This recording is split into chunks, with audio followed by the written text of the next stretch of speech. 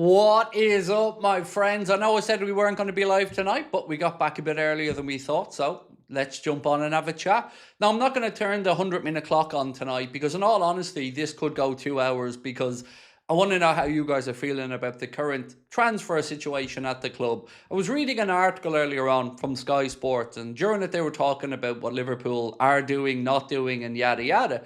But one part of it really stood out to me, and that's why the first poll question of the night is around the centre-back situation.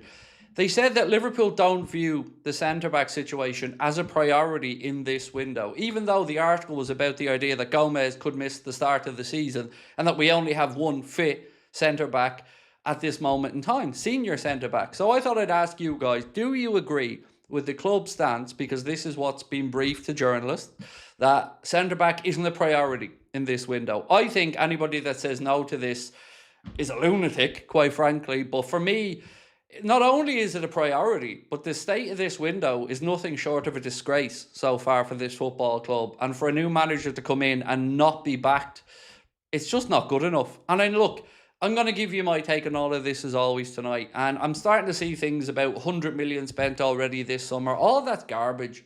They did that because they didn't spend the money in January. They didn't spend the money last summer on a centre-back. And now they're trying to make it sound like, once again, Liverpool fans are being unrealistic. It's crazy. We need signings. It's ridiculous at this point. Every other club is out there in the market doing their business. And we're what? We're still waiting for news on whether the bid for Barcola has gone in. So tonight, ladies and gents, I want to have an open, honest conversation about where you think we're at in the transfer market. We'll give you some quotes from Andoni Iraola. We'll talk about some situations from journalists. But I want this to be about you guys having your say. So tonight, you know what to do. Let me know your thoughts. And again, if you can vote on that poll, really would appreciate it. And if you're somebody who thinks it isn't a priority, love to know your reasoning behind it. Because if somebody says, yes, it's a priority, I understand where they're coming from. But if somebody says no, genuinely would love to know how you don't think that Leone being out for maybe a couple more months, Gomez being injured and injury prone, Van Dijk being 35 and Xhaka not kicking the ball in the Prem isn't worrying. For me, that's crazy. And then we look at obviously the youngsters coming through. Some of them will go out on loan. Some of them maybe will stay. But it's madness to me that we think we can go and compete for the Premier League, the Champions League, the FA Cup, the League Cup, with the squad depth that we have at the minute. We're just setting ourselves up for another season of the same old, injuries curtailing the progress, and it's just pathetic at this point from the club. Crimbo, how are you, bro? Said, hope you and the family are good. I'm ready for FSG to leave now. It is honestly mad, mate. Like, it's crazy that they keep getting away with this. Window after window, year after year. And I've had it all the way from the very start of the window. Every time I speak up, somebody says, calm down, there's plenty of time. And then as the weeks and months go by, nothing's happening, other excuses start to come in. And as fans, we shouldn't be putting up with excuses. Liverpool Football Club is being run like a championship club with regards to transfers. It's pathetic, and we keep letting them off the hook with it. I want Liverpool to be a success. And we know what we need. It was written about all season. It was written about at the end of the season. The manager's come out and said he badly needs a winger. Carragher's losing his mind about the idea of Barcola because he doesn't think it's a right winger. And nothing feels harmonious at this moment in time. If they put as much effort into the transfer window as they did for the unveiling of the away kit and trying to show the club as this huge global force, then maybe we'd be all right. But right now, I'm extremely worried. And I know people will come in and give me the usual stick and all that stuff. But look, I don't understand how you wouldn't be worried at this point. One new player through the door. One. And we haven't even seen him on the training ground yet because he was part of the Spain squad that won the World Cup. So, yeah, I'm stressed. Embrace Gaming. How are you, my friend? Please tell me some good news, Craig. I don't have any to give you. I have nothing. That's why I'm on here tonight, because I feel like I'm going to have to up the ante here a little bit, and I feel like I'm going to have to get the guys on our socials to start posting a bit more aggressively around it, because it's a piss take. And of course, for all the usual suspects that are over in America being part of the big jolly up, they're distracted by it. But us fans sitting here waiting, it's just not good enough. And by the way, whoever thought that it was a good idea to play a friendly match on that absolutely atrocious pitch last night, they should be fired as well. Because that pitch was just looking to injure somebody last night, and it was horrible. Surface nowhere near good enough to play a game of football on, let alone an entertainment when you're trying to charge people $200 odd to go and watch it. So yeah, lots of stuff just not stacking up for me at the minute. And I don't want to be sitting here in December talking about, oh well, look, we've got more injuries and this player's having to play out of position. It's tiring and it shouldn't have to be the case. Eddie, I don't think we sign anybody else. I don't know what to say, Eddie. You know, when I say that, mate, I don't mean I'm disagreeing with you, although I probably am a little bit, but I understand the frustration because honestly, mate, it doesn't matter who I talk to, fellow YouTubers, podcasters, journalists, everybody at the minute is not only scratching their head, but really unsure what's happening. You know, it's crazy. Like, we're almost August now, and we've still not done most of the business. We've still not built out the squad one bit. I keep saying this, no extra additions, no depth added, nothing. Other than, look at the kids, aren't the kids great? Can the kids bail us out? It's just not good enough. How they think we can go through this season with the centre-back and defensive options we have and challenge, it's a piss take. It's an absolute piss take. If we go into the season as we are now, we'll be lucky to get Champions League football with the depth that we have in the squad. Our first 11, as we've always said, really good, and nobody's saying we don't have good players. But we can't just pretend Gomez isn't going to pick up injuries. Like, he hasn't even gotten through 7 minutes of pre-season game number 1 before picking up an injury. And he's supposed to be a real option for us. It's an absolute piss take. And then, of course, his contract's up in a year, as we keep saying. So, bye-bye Joe in 12 months, or else the club are naively going to give him an extension so we can go through this same situation year after year. It's madness. Let Canade go, and what have they done to replace him? Apart from save the wages, they've done nothing.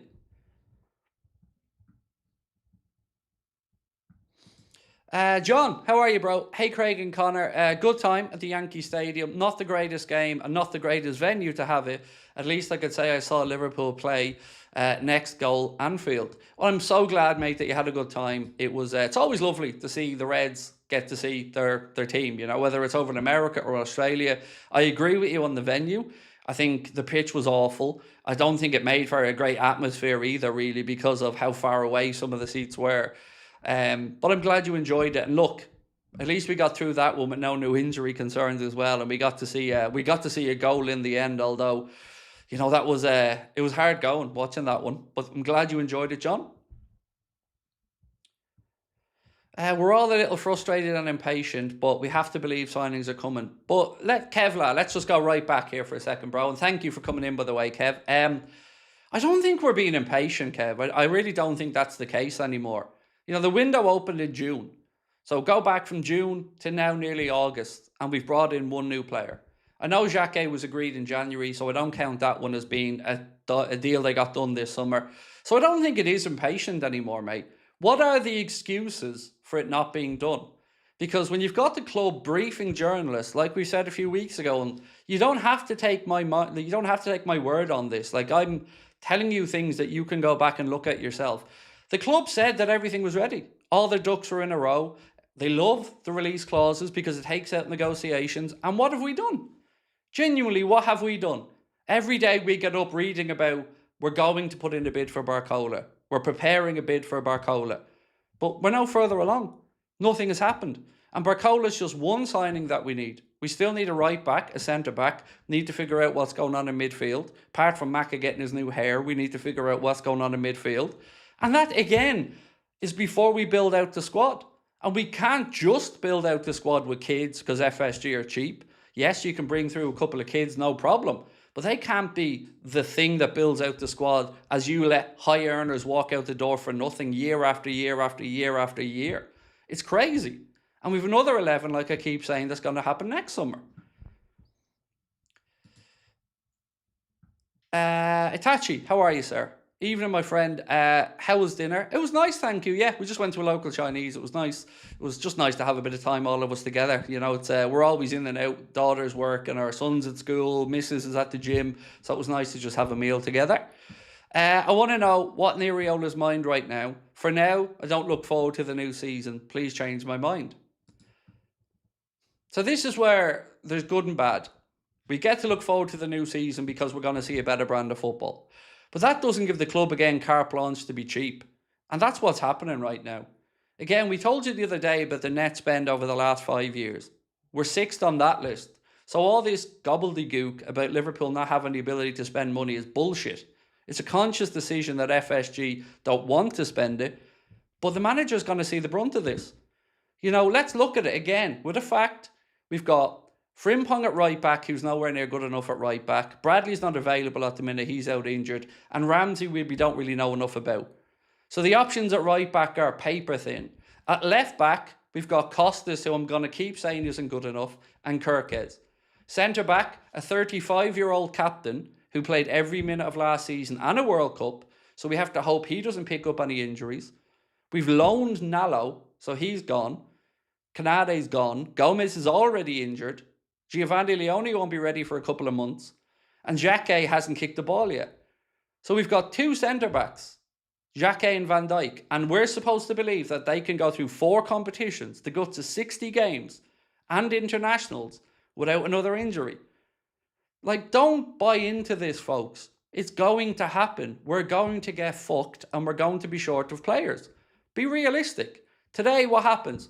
Chelsea again out there doing business to go and get Lacroix. And they've got no Champions League or European football.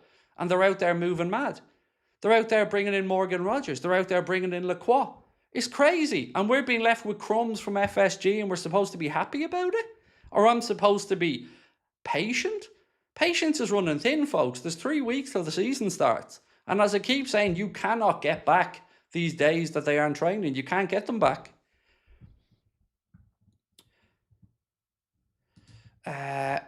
Where's the signings, John? Said Mulder. It's pathetic. And we were only told a few weeks ago that this was going to be another busy summer. But why is it everything gets crammed in at the very end? It's crazy. And look, the Curtis Jones stuff I want to touch on a little bit as well, because I'm not really sure what's going on with Curtis Jones, but I've noticed in both the games, he's been berating people on the pitch. Sometimes that's okay, if he's talking to a young player about wanting him to get back a track or something, but I don't know. It just feels like we're drifting again and we don't really know what's happening. So if anybody is calm about it, and I mean this sincerely, I'd love to know your thoughts and I'd love to know how you are so calm. Monster Madness said, why do we let Nallo go on loan when we need him? It's a very good question. Now, look, if you're looking at the young centre-backs, you'd have to say Ndiaye is probably the one that's... and Nallo would have been as well, by the way, but Ndiaye is probably the one that's ready for a step up. But even at that, again, we're asking this young man to maybe come in and play against Real Madrid or play against Barcelona or play against Paris Saint-Germain in a Champions League knockout stage if we need him. The calibre of teams we're coming up against, they're not going to have the same issue. They're going to have strength in depth. Arsenal are out there trying to bring in Bruno Guimaraes. And what are we doing? And we're playing catch-up, ladies and gentlemen. Don't forget, we're playing catch-up. We were 5th. And we're playing catch-up. This isn't bridging any gap. And we can't just depend on Andoni Iraola improving everybody to bridge that gap when everybody else is out there spending significant money and strengthening their squad. Jacko said, is Hughes the worst sporting director we've had? It's really difficult to know without being in the thick of it, because I have no idea what's happening in that regard. I know Ward's working on some things, Woodfine's working on some things, but it's weird seeing our sporting director over in the United States just moseying around with the team. Like, he should be working on deals. He should be flying around Europe. He should be trying to get things done. It's all very unnerving.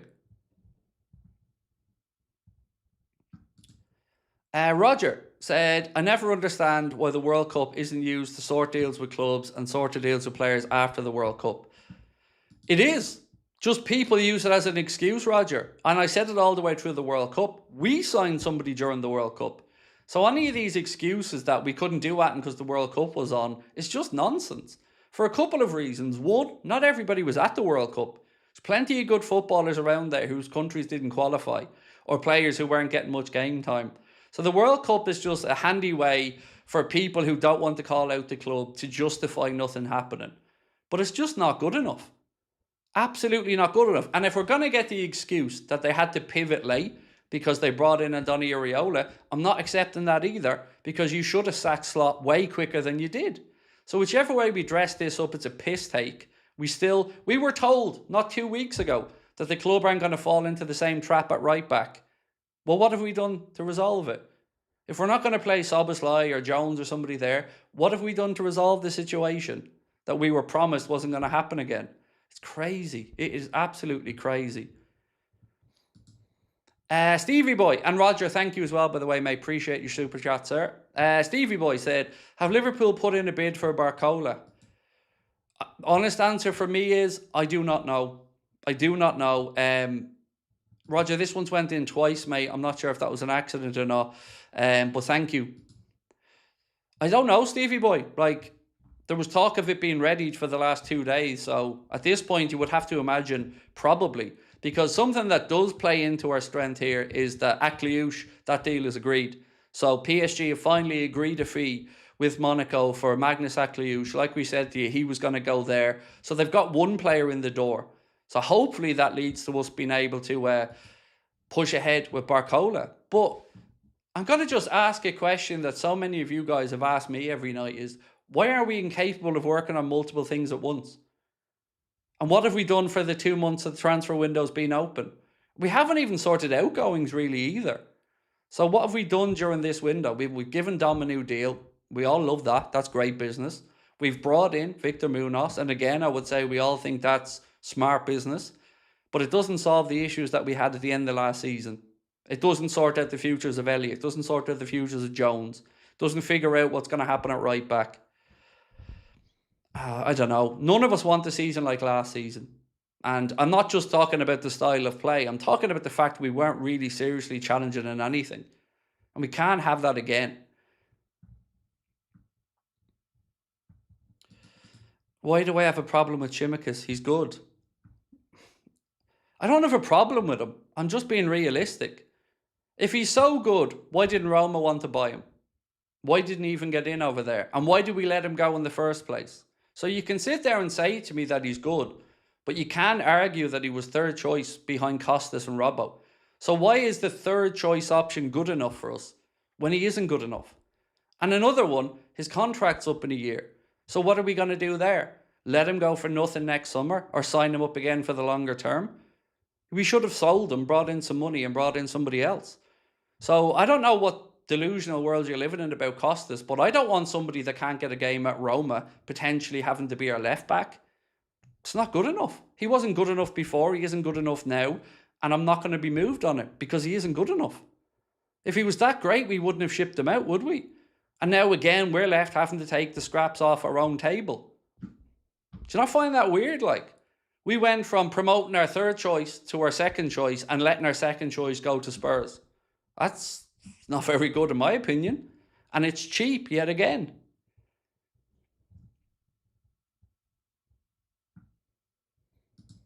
John said on the transfer window, who the F is in charge? Hugh's mind is in Saudi and we're suffering for it. Well, I know Ward is doing some stuff. Woodfine's doing other stuff. But again, we're not seeing, like, it's not like we've had loads of bids rejected. What are we doing? And why are we waiting and waiting and waiting and waiting and waiting? It's crazy. You've got the manager out there screaming for wingers. We know we don't have the depth in defence. And again, every day that goes by is another day that he doesn't get on the training ground with them. And the season kicks off in 3 weeks. And, you know, we can't get points back when the season starts if we start dropping them.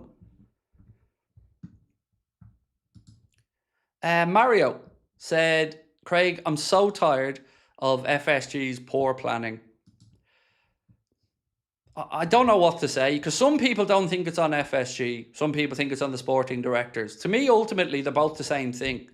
FSG run the club. They put these people in positions of power. And if they're not doing their job, to me, that's on FSG.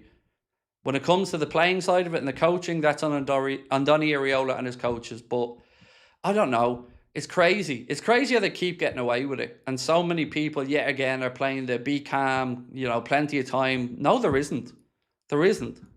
And that's why I was going early in the window to say this isn't good enough. Because you can see it coming a mile away. There will be some heroic defeats at the end of this window where we make some last-ditch plays and we don't get players. Same as we did last year with Mark Gay.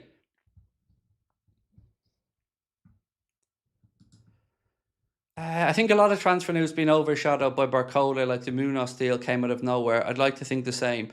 Again, though, James, just answer me one question. Why haven't we done it in the first 2 months of the season? If we had all of our plans ready, why haven't we executed on the plans? And I'd argue we probably wouldn't have even signed Victor Munoz if Newcastle weren't pushing ahead to try to get him to sign. It's the fact that they were closing in on that made us act. So that was forced upon us. So I still don't understand, James, why we're in this position. Where's the planning?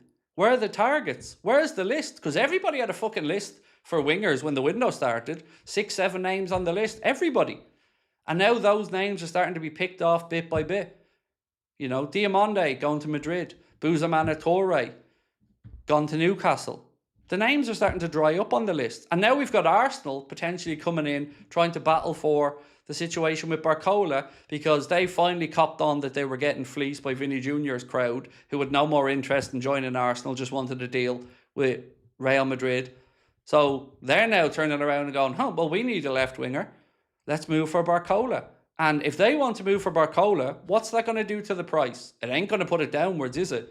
So you'll either get Liverpool not being able to agree a deal and saying that they refuse to overpay, or you'll see the price ratcheted up even more if Arsenal come in. So again, why is biding our time sensible when it just gives us a chance to come in if they miss out on their own targets? It's crazy. And it's every year. And it's every year that we're all fighting with each other and we're all scrambling around. Some people trying to justify it, other people like me calling it out. Then there's some people in the middle. But ultimately, we should all want the same thing. The best possible squad for one of the biggest, most successful clubs in the world that generates in excess of £700 million revenue every year. And here we are again, being ran like a 2-bit operation by FSG because they're cheap. And Carragher doesn't want Barcola either, by the way, which I kind of understand to some extent, but I guess my argument would be, if you're looking around world football right now for wingers, you know, what are the options? I totally get where Jamie Carragher's coming from about Barcola not being a natural right-sided player, but at least we now know, and Donny Iraola wants his wide players to be able to play on both sides. That's something that he did say. Lewis Steele reported that. And Donny Iraola said he wants his wingers to be able to play on both sides. And we got an example of that with Rio last night. Right, let's check back in on our poll here. So we said, do you agree with the club's stance that a centre-back is not a priority? 82% said no, they disagree. And the other 18%, again, I'd love to know what you're thinking if you don't think we're short there. Thoughts on Jones' meltdown at full time, Craig? Some saying he was angry that Dom gave the armband to Costas when he went off. Sorry if you've already discussed it. So, like everybody else, Padge, mate, I've seen it. I've seen the video. I've seen it from a few different angles. But I couldn't, with a clear conscience, say to you I know what it's about. I don't. I know it's not a good look, but I don't know what it's about. Whether it's about something like the armband, whether it's about something that happened during the game. You know, Curtis Jones will have to give you an answer on that one. But, you know, I'm wondering, is he just frustrated at this point? Because, you know, seemingly he's not getting the offers he thinks he deserves from Liverpool. Inter Milan are fannying around, not really getting to the numbers that we want. There's talk that they're going to come back in again now. But, again, how is this building out our squad? And why are we always having to wait till the end of the window for a big rush to try and get things done? And then tell us, and we'll hear this, by the way. You'll hear this as soon as we get players in at the end of the window. Don't expect them to do much for the first few months because they have to settle in, as if we didn't have a chance to give them time to settle in. It's crazy. So, yeah, on the Jones stuff, Pat, like I said, I don't know, mate, is the honest answer, but it's not great, is it? Tobias said, do we need a midfielder after Naoni performances? That is the one area where I've always said, numerically, we're fine. I think I counted up earlier on, and we've got about 9 midfielders, something like that. So it's not a numbers thing in midfield that we're short of. It's just whether Iraola feels like there's somebody in there ready to step up. Now, I guess the question is, if we had to use Trey Naoni in a knockout Champions League game against Paris Saint-Germain, do we think he'd be okay in midfield? Don't know the answer, but I totally understand why you've asked the question, because he's a really good player. And he probably is ready for a step up. But again, we're looking at a cheap solution or a solution from within for a problem that we've had for a few years and we still haven't solved.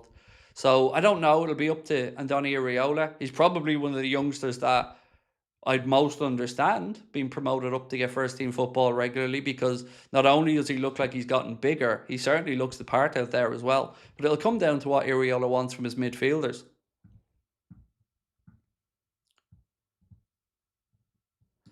Ryan said, I think I recall hearing Iraola say when he arrived that he was told by the club wasn't in a great situation. Did I imagine this? How are you, Craig? I don't remember exactly that, Ryan. So, and I'm not saying you're wrong, sir. I'm just saying I don't have the recollection of it. But he didn't come into a club in a good place, because he came into a club that had sacked the manager, that had just let their star player go, that has seen Canade walk out, Trent walk out before him. So he did walk into a bit of a mess, yes. But again, it feels like our owners and the club are expecting a manager to overachieve to resolve the situation, rather than trying to give him the squad that he deserves to resolve the situation. And this is constantly, all the time with FSG. Anybody who's come in, you've always heard they overachieve, they punch above their weight, they're able to improve young players, all the buzzwords that basically mean we're cheap and we won't pay for the talent.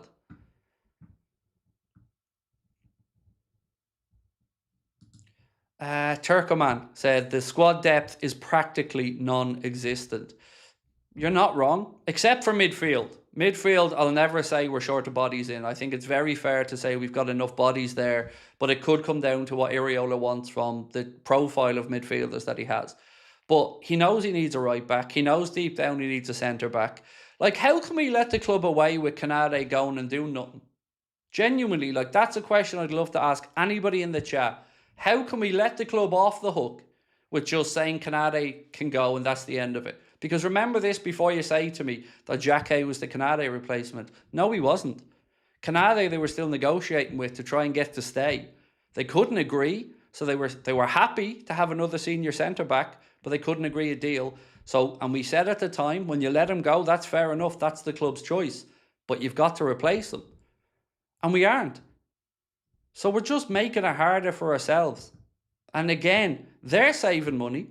They're saving money with his wages off the books, with Salah's wages off the books. How on earth can you let Mohamed Salah leave the club a year early and not have a replacement lined up?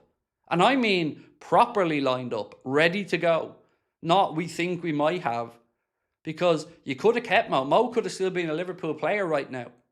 Might not have been the same Mo, but at least it's a proper option. Whereas now what? Now again we're praying for Rio to step up. When we all know deep down he's not really ready for an every week performance yet, because he's a youngster. He should be eased in. It's absolute madness. Daz, I understand why the club doesn't want a centre-back. Well, you haven't explained it though, Daz, mate. You said I understand why, but you haven't said why that reason is. So, I don't know what to say, Daz, but to me, mate, a 35-year-old Van Dijk, a centre-back who hasn't kicked a football in the Premier League, coming off an ACL injury that isn't ready yet, Joe Gomez, who lasted 7 minutes of the first pre-season game, and another centre-back who's been out since April, who hasn't kicked the ball yet, and that's our depth. I don't know what to say to you, mate, because if you think that's enough squad depth to go through a year at centre-back, well, you better hope Verge doesn't pick up an injury or we are absolutely fucked. Because Gomez ain't going to go through the whole season without picking up more injuries. And we don't even have to make a big leap for that. Just look back through his time at the club. 7 minutes. That's all it took. 7 minutes of the very first pre-season game and Gomez was out. And now he's going to miss the start of the season. 7 minutes. And this is in the light work, pre-season work. Not full intensity, not a full speed, not Premier League level action. It's crazy. We'd be laughing at another club if they were in this position. Laughing at them. If this was United, I'd be pissing myself, rolling around the floor. Roger said, sent twice by accident, but you're worth it, Craig. Great work by you all. Appreciate you, Roger. I really do, mate. Thank you so much. Yeah, appreciate you, my man. Endo for a centre-back, classic Liverpool solution. He's not even fit yet, though. And there is another problem. He's not fit. And again, what happens next summer when all these guys that contracts are up in a year, when half of them, let's say, leave? What happens then? Because you're not going to go out there and just bring in players for free. The club have saved, by my calculation, about 3 million quid a month by getting rid of Salah, Robbo and Canade. About 3 million quid a month in saved wages. Now, what have they done? How have they reinvested that back in? They haven't. Despite the promises, despite all the usual goodwill that's given towards FSG, when it comes down to it, they're cheap. And even if they manage to pull it out of the bag right now at the very end of the window, still haven't given the manager enough time on the training ground to work with his players. So either way, they're fucking up the start of the season. Rob said, it seems the club is changing its strategy from doing very little to doing fuck all. Because I don't know what the strategy is here, Rob, because the strategy kind of makes out like there's a plan. I don't know what our plan is, but I distinctly remember all of the esteemed journalists around our club telling us that Liverpool, when the whole stuff came out about Michael Edwards, that Liverpool were ready, Liverpool had their succession planning done, and Liverpool were ready to execute on their targets. What have we executed on so far? Since that, nothing. And we've got Richard Hughes trying to do deals for Al Hilal. He's fucking off to Saudi. Edwards is already gone. FSG potentially looking to sell up. Like, what is happening? And who is looking after the playing side of things? Sangar, that's another one gone, by the way. He's agreed a deal to join Brentford, so you can forget about him as a midfield option. So this from Florian Plettenberg earlier on. Breaking, Mamadou Sangar to Brentford, done deal. Verbal agreement reached with RC Loans. Transfer fee around 48 million fixed in euros, plus add-ons and a sell-on clause. Rapid Vienna will receive about 12.5% on their share as well. Club record signing. Sangar is set to become Brentford's most expensive player. So that's another one off the table of potential options for us.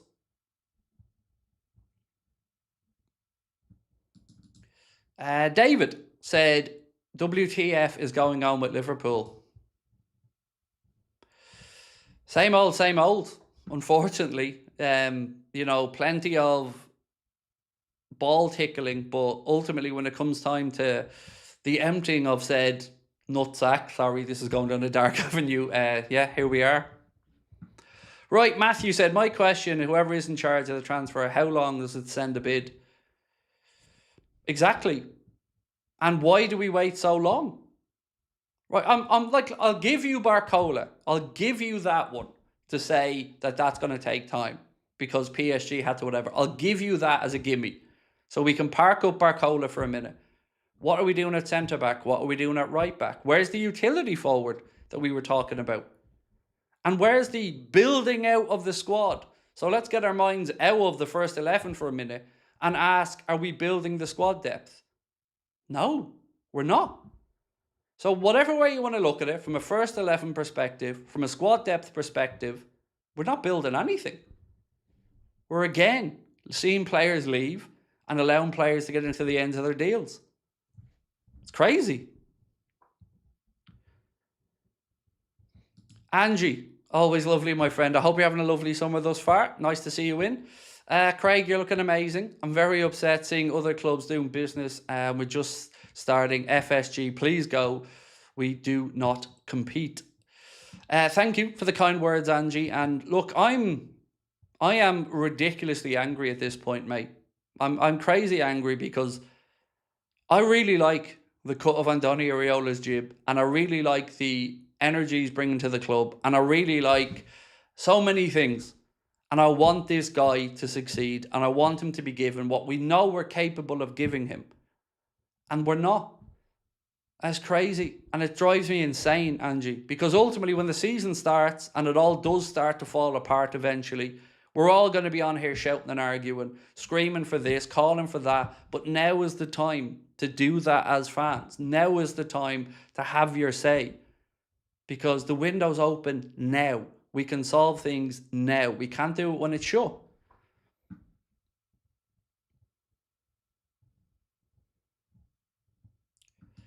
Itachi, Jones' situation feels a bit toxic to me. It is an interesting one. I mean, what do you guys think of the Curtis Jones situation? Because I don't want to second guess it because it would be unfair of me. And I really don't know what's going on with Curtis. But, my guesstimation of it is that he's probably feeling a little bit underloved and undervalued by Liverpool because he's seeing Gakpo, Gravenberch and others, Szoboszlai, get improved deals, which, of course, fair play. But for Curtis, it feels like we're in another situation like Diaz where they're almost just refusing to give him market value, or else he's pricing himself out of it. But I can't believe that Curtis is asking for ridiculous money, because Inter Milan wouldn't be in the conversation if Jones was looking for crazy astronomical wages. So this is what really has me confused. And then, as you said, seeing him kind of snarky on the pitch a little bit, shouting at players to do this. I don't mind a player shouting at another player to get back or to get into position or to move the ball quicker. But the end of the game one was a little bit unnerving, is probably the word I'd use. Because he really did look like he had a bee in his bonnet about something. Was Szoboszlai first, and then he moved on to Costas, and then Frimpong was trying to calm him down as well. Ben said, this is exactly the type of behaviour that caused Jurgen to get so exhausted and leave the club. FSG constantly pushing the limit, seeing how little they can provide. Exactly. And it doesn't get helped when half the fan base make it easy for them and just accept it because Liverpool fans don't complain. Come on now. It's ridiculous. Are you all fed up of hearing about the record revenues that we're bringing in? And all the commercial partners that FSG are adding, and all the executives that they're adding in, and the corporate seats that they're adding in, and the record-breaking partnerships with Adidas. I'm sick of seeing all of these grey headlines, and then when it comes time to putting that to work on the pitch, nothing. Crickets. It's ridiculous.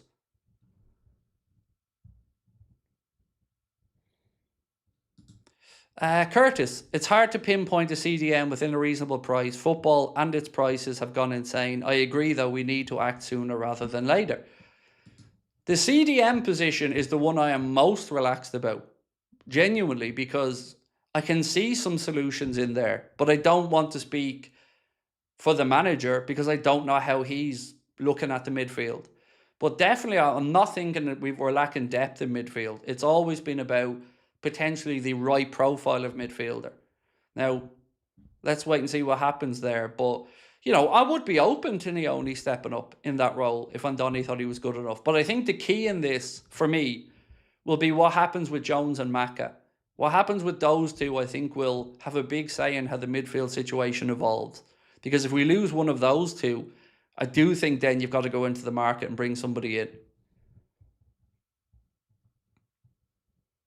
And again, I'd love to know the club's thinking about Jones' contract, because I wouldn't be Curtis Jones' biggest fan, but I absolutely think he deserves to stay at the club, and I absolutely think he cares, and I absolutely think that he deserves to get a reasonable pay upgrade, putting him in the 120, 150 grand a week bracket. I mean, for a couple of reasons. One, he's local. Two, he's getting better. He's a very, very valuable player to have around the squad. And as we've seen in the Merseyside derbies as well, he gives a shit. He cares. This is his club. So that situation feels weird as well.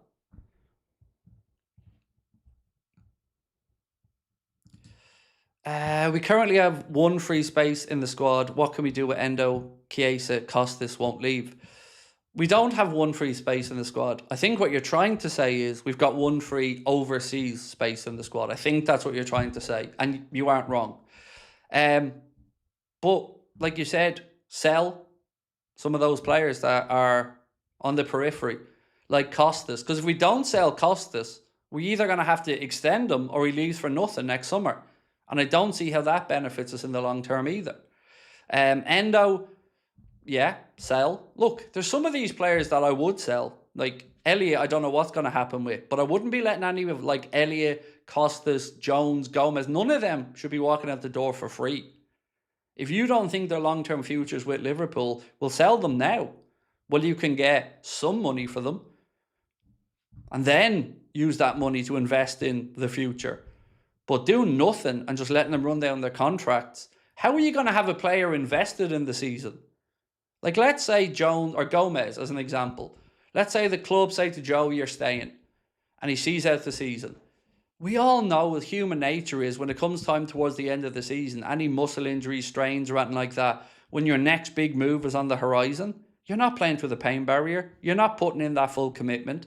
They'll all say the right things, but what we've seen time and time again is it's human nature.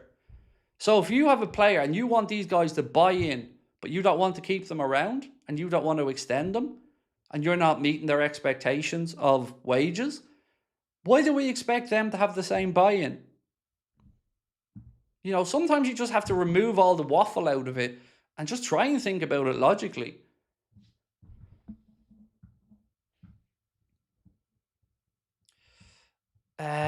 Where are we? But they won't leave, that's the point. I don't know what you mean by they won't leave. We haven't made any of them available for sale, mate. And if they won't leave, fair enough. On the bench with you. Enjoy your last season getting no football. Like, why are we being bullied around in any of these situations? I just don't get it. Like, this is Liverpool Football Club. Surely we should expect to do what other clubs are doing. You know, we're not looking to match what Madrid are doing. We're not looking to spend Chelsea money. But I am looking to have basic bitch levels of squad depth. And Niara said Zabarni is perfect. PSG willing sellers, knows the system. But it's the price on that one that I'd be interested in. Because if they wanted to get their money back, I think they paid, it was either 48 or 58 million for him when they signed him from Bournemouth. So I don't know if Liverpool will or need to spend that much money on a centre-back. I think there would have been options we could have gotten in a lot cheaper. And Lacroix being one of them, by the way, that we could have looked at. He's gone to Chelsea today. So how is it that a club like Chelsea, with no European football, and a club like Spurs, with no European football, can go out there, bring in the likes of Tonali, Mateus Fernandes, Chelsea can bring in Morgan Rogers, Lacroix? How can they do all that? Attract all these players, and yet we're just pussyfooting around talking about preparing bids as if there's something that couldn't be done over the course of an afternoon. Craig, we should be looking at Maeda, who just left Celtic for Ipswich. He's Japanese, can play across the front, raw pace, insane press, and was a World Cup player. He was very impressive for Japan at the World Cup. And I know a lot of Celtic fans who are mates of mine, and they're devastated that he's gone. But I wouldn't know whether he would be at the level required for us or not, is the honest answer. But I can absolutely understand why you recommended him, because he does have an incredible appetite for work and he does press like a monster, like you've said. Lynn, World of Naturalists said, we need to sell players who are not effective. We have a squad with no depth. How are we supposed to compete with such a limited squad? Exactly. So why not sell 5 of these lads and bring in 2 players with the 5 fringe players that you really know aren't going to cut it in the long term?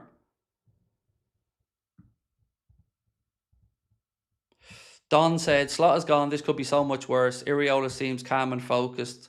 Does he? So him screaming, we need wingers and defenders, is him being calm and focused. Like, I don't understand how so many people are so willing to accept mediocrity from the club. And I don't mean on the pitch. I mean in the market. Why are we expecting our managers to operate with a hand tied behind their back? Why is that acceptable? This is Liverpool Football Club. And some people go on like we're some 2-bit operation. And we should be grateful for any crumbs that fall off the table. Like, let's be realistic about it. Iriola's been saying since he came in day one in every interview that he needs players. And I'm not making that up. You can go and search those quotes yourself. It's madness. And people are still willing to give the benefit of the doubt to the owners. For what? They've shown over the years that they're not worth giving the benefit of the doubt to. Because they will get away with what they can get away with.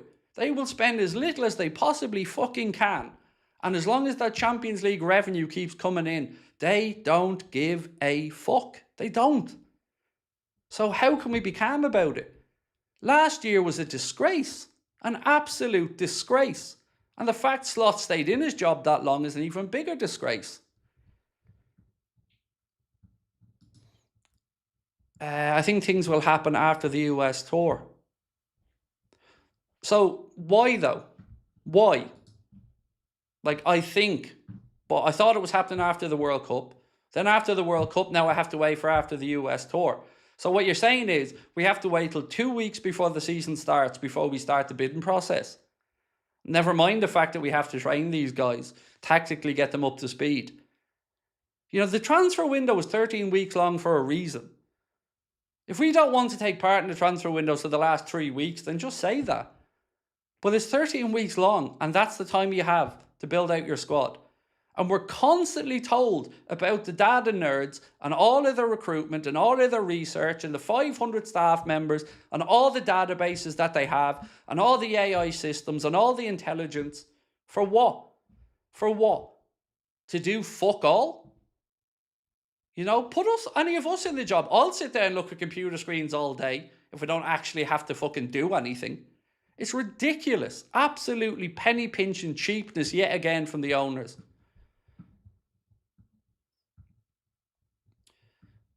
I think it's because Iriola uses the tour to assess his options. So you're taking that soup again. You're buying the same bullshit that justified Slot doing nothing in year one. Do you not think Andoni Iriola knows about our squad from playing against us and knows about what we have? And Andoni Iriola isn't in charge of recruitment. Andoni Iriola is the coach. Andoni Iriola will give a profile of player, but it doesn't matter. He still needs a winger. That winger was needed before he came in. That winger still needed now. He still needs a right back. So where are they? All we can do is come on here every night and people keep making excuses to let these guys off the hook. Why? Because we're all going to suffer. Iriola's going to suffer. He's going to get pressure on his shoulders. None of us want that. All we're asking for is the man to get the best chance. That's it. The best chance to go out there and succeed. Because he's also coming into a club that he now has to get used to playing twice a week. Where at Bournemouth, didn't have to get used to that. Now, we know how hard he's going to work the players. We know that there's probably going to be some more muscle and fatigue injuries. We don't know what's going to happen with the injury-prone players from last year. And we do know that we're short. So, you know, and I know, like, I had people in the chat last night in the pre-season game losing their mind about the performance and the standards. And that's pre-season. So imagine when we get into the real season, if we're not at the levels. There's no going back then. And I keep saying this. The owners can write off seasons as long as the revenue keeps coming in. As fans, emotionally, financially, we all just can't keep writing off a season and talking about the future and talking about a rebuild and talking about all this other fucking garbage that gets thrown around every year to justify cheapness.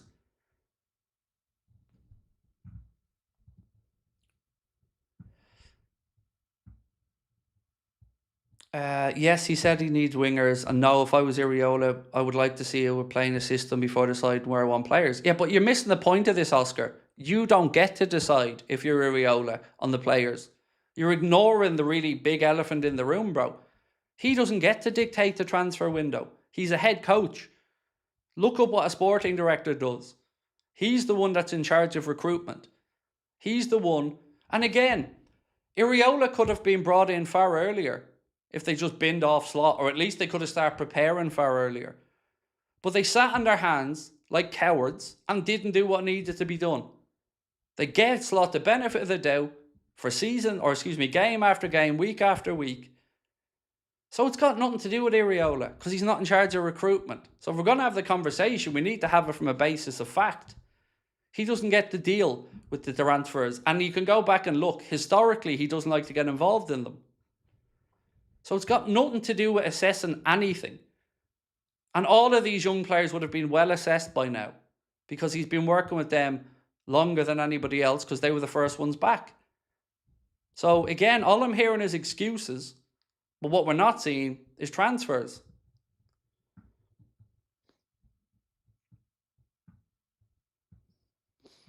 Uh, Ian said, sorry if I missed it, but who stated we don't need a transfer centre back? Let me read it out to you so I can give you an exact quote of where I got it from, because I understand you're probably curious about it. Let me just read this out to you 1 second. Right. So the article was about Joe Gomez missing the start of the season. And let me get down to the part in question. Gomez's injury will not affect Liverpool's transfer plans, from Sky Sports News reporter Vinny O'Connor. Liverpool's transfer plans remain unaffected by Gomez's injury despite a lack of options currently available. The current priority is bringing in a wide forward, not a central defender. Not a priority, apparently. Not a priority. We don't need to be out there rushing to bring in a centre-back, even though Kanate was let go for free. International level centre-back, walks out the door for nothing, joins Real Madrid. But we don't have to replace that. This is absolute insanity.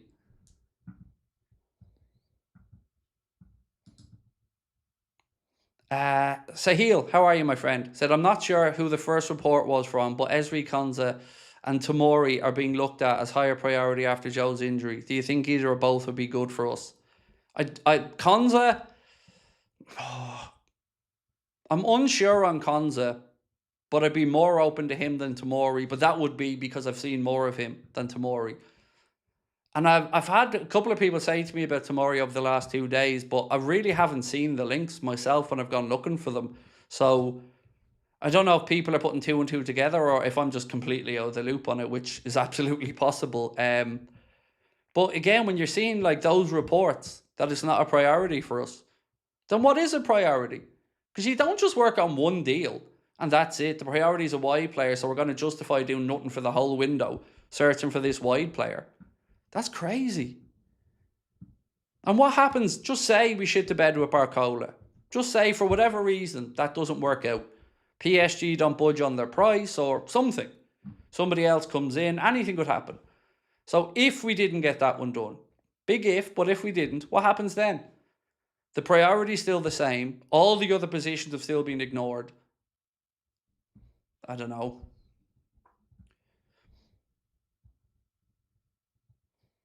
Paul said, sounds like a bullshit story, to be honest. Don't think it's true, simply based on all the other journalists who've went on regarding interested centre-back. Well, I'd love to see all these articles linking us with centre-backs, Paul, because I don't know where they are. You know, I speak to journalists every day. I speak to people that run websites. And nobody has names of centre-backs that we know we're categorically looking at. We have hypotheticals for players who might be available on the market. But again, what are we waiting for? Whoever they are, what are we waiting for?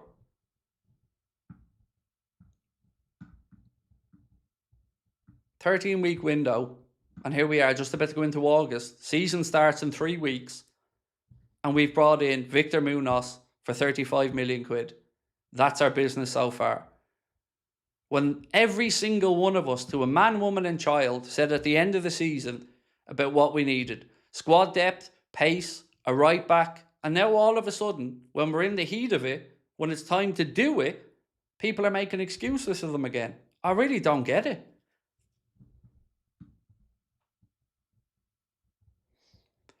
How far do you think we could get through the Champions League with the state of this team?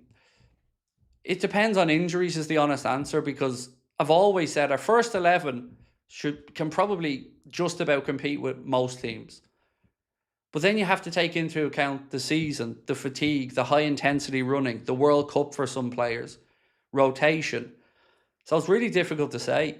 And also, when you're talking about how deep we can go in the Champions League, there is still a possibility of January market as well, doing something then for the knockout stages that come in and around that time. So it's a really difficult one to say.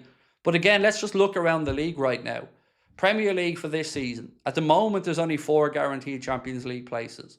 Now, there probably will be 5, but at the moment, there's only 4. So we've got Liverpool, Arsenal, Man City, Man United, Chelsea, Spurs, Aston Villa, all fighting for 4 places. And a lot of them clubs have done a lot more business than we have. And Arsenal, who won the league title because of that squad depth, are out there now looking to bring in Bruno Guimaraes, are out there looking to bring in Barcola or Julian Alvarez. And again, we're having conversations about not needing centre backs. Meanwhile, they have an obscene level of depth.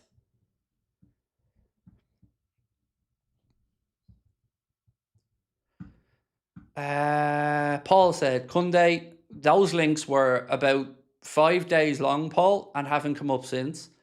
Zabarni, is talked about as a hypothetical option rather than somebody that we are expecting to make a bid for. And the links for him go back to January when we inquired about a loan deal. Achimpong, yes, that is one that I told you guys that we were weighing up and looking at. But again, I'd ask, what are we waiting for there, Paul? If we want Josh Achimpong, go get him, or at least put a bid in. They're the only ones. And as I said, Kunde was very spurious. Zabarni is still a hypothetical, really. We know he's worked with Iriola. I agree with you that he's probably available. But I personally would be surprised if Liverpool got to 60 million quid for him. And also, we also have to sell players as well. You know, because we can't just expect that all the money that gets spent is going to be spent as net. Nobody's going to be sold. So we have to do that part of it as well during the window. And again, clock's ticking.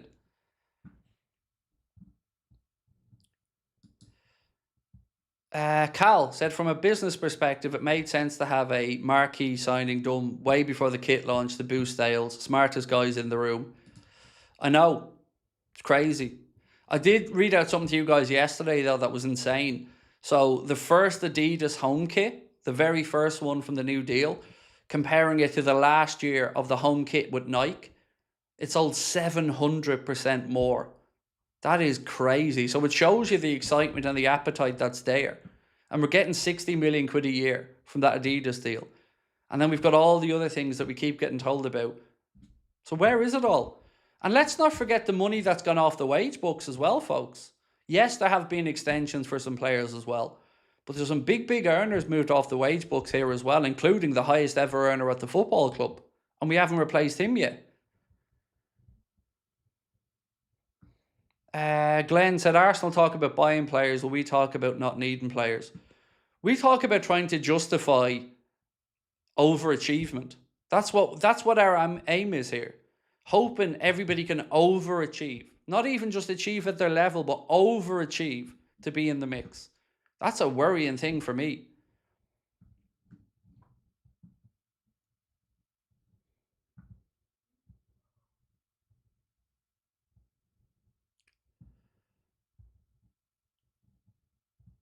So I'm waiting for somebody to send me that.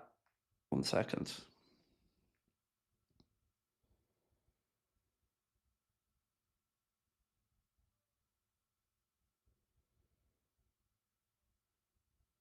Sorry, I just have to reply to something.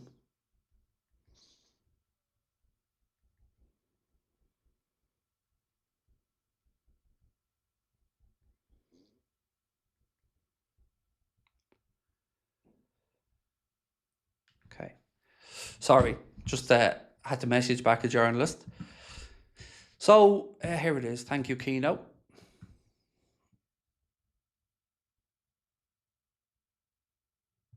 Nothing posted. So what platform is Romano posted on? Because there's nothing being said that we can see from Romano. So whoever is saying Romano's posted, would you like to point us in the right direction, or would you like to be banned? One or the other? Because I think you're talking out your arse.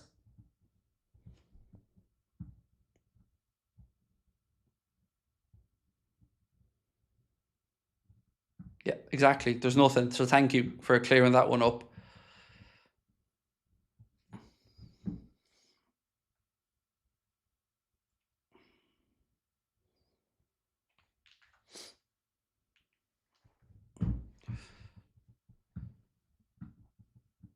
Yeah, it is. It's lies, like I said. But here's what I don't get. Like, why can't we work on multiple things at once? And you might say we are, but again, we have to take that as a leap of faith rather than a factual thing. Sorry, I've got messages coming in everywhere at the minute, and I want to check them in case it is something important. Cool. Right, so yes, there's definitely nothing from Romano, so don't worry about that. Tom said, the Senesi one kills me. He would have been ideal. I think, now I might be wrong on this, Tom, but I think that there was an agreement going back a while there for Senesi to join Spurs before Iraola even became Liverpool head coach. I think there was an agreement that he'd given them his word, and he was true to his word. So yeah, that would have been a good option. You're right. Madrid, another here we go. Really? Jesus Christ, that's crazy. Cat Dad said we're being rinsed. Give them a timeout instead of banning them, because banning people affects your channel. No, ban. Liars get banned. They're fucking up our community. I don't want people who come in here to bullshit other people. Why would you want somebody in your community who comes in to lie to Liverpool fans? I'd rather have less subscribers and a more active community. And that's the way we've always run it. And it's the right way to run it, because this is a community first and foremost. And sincerity is an important part of that. You know, and I like to make sure that nobody's misleading our audience and nobody's, you know, being an asshole. So, no, ban.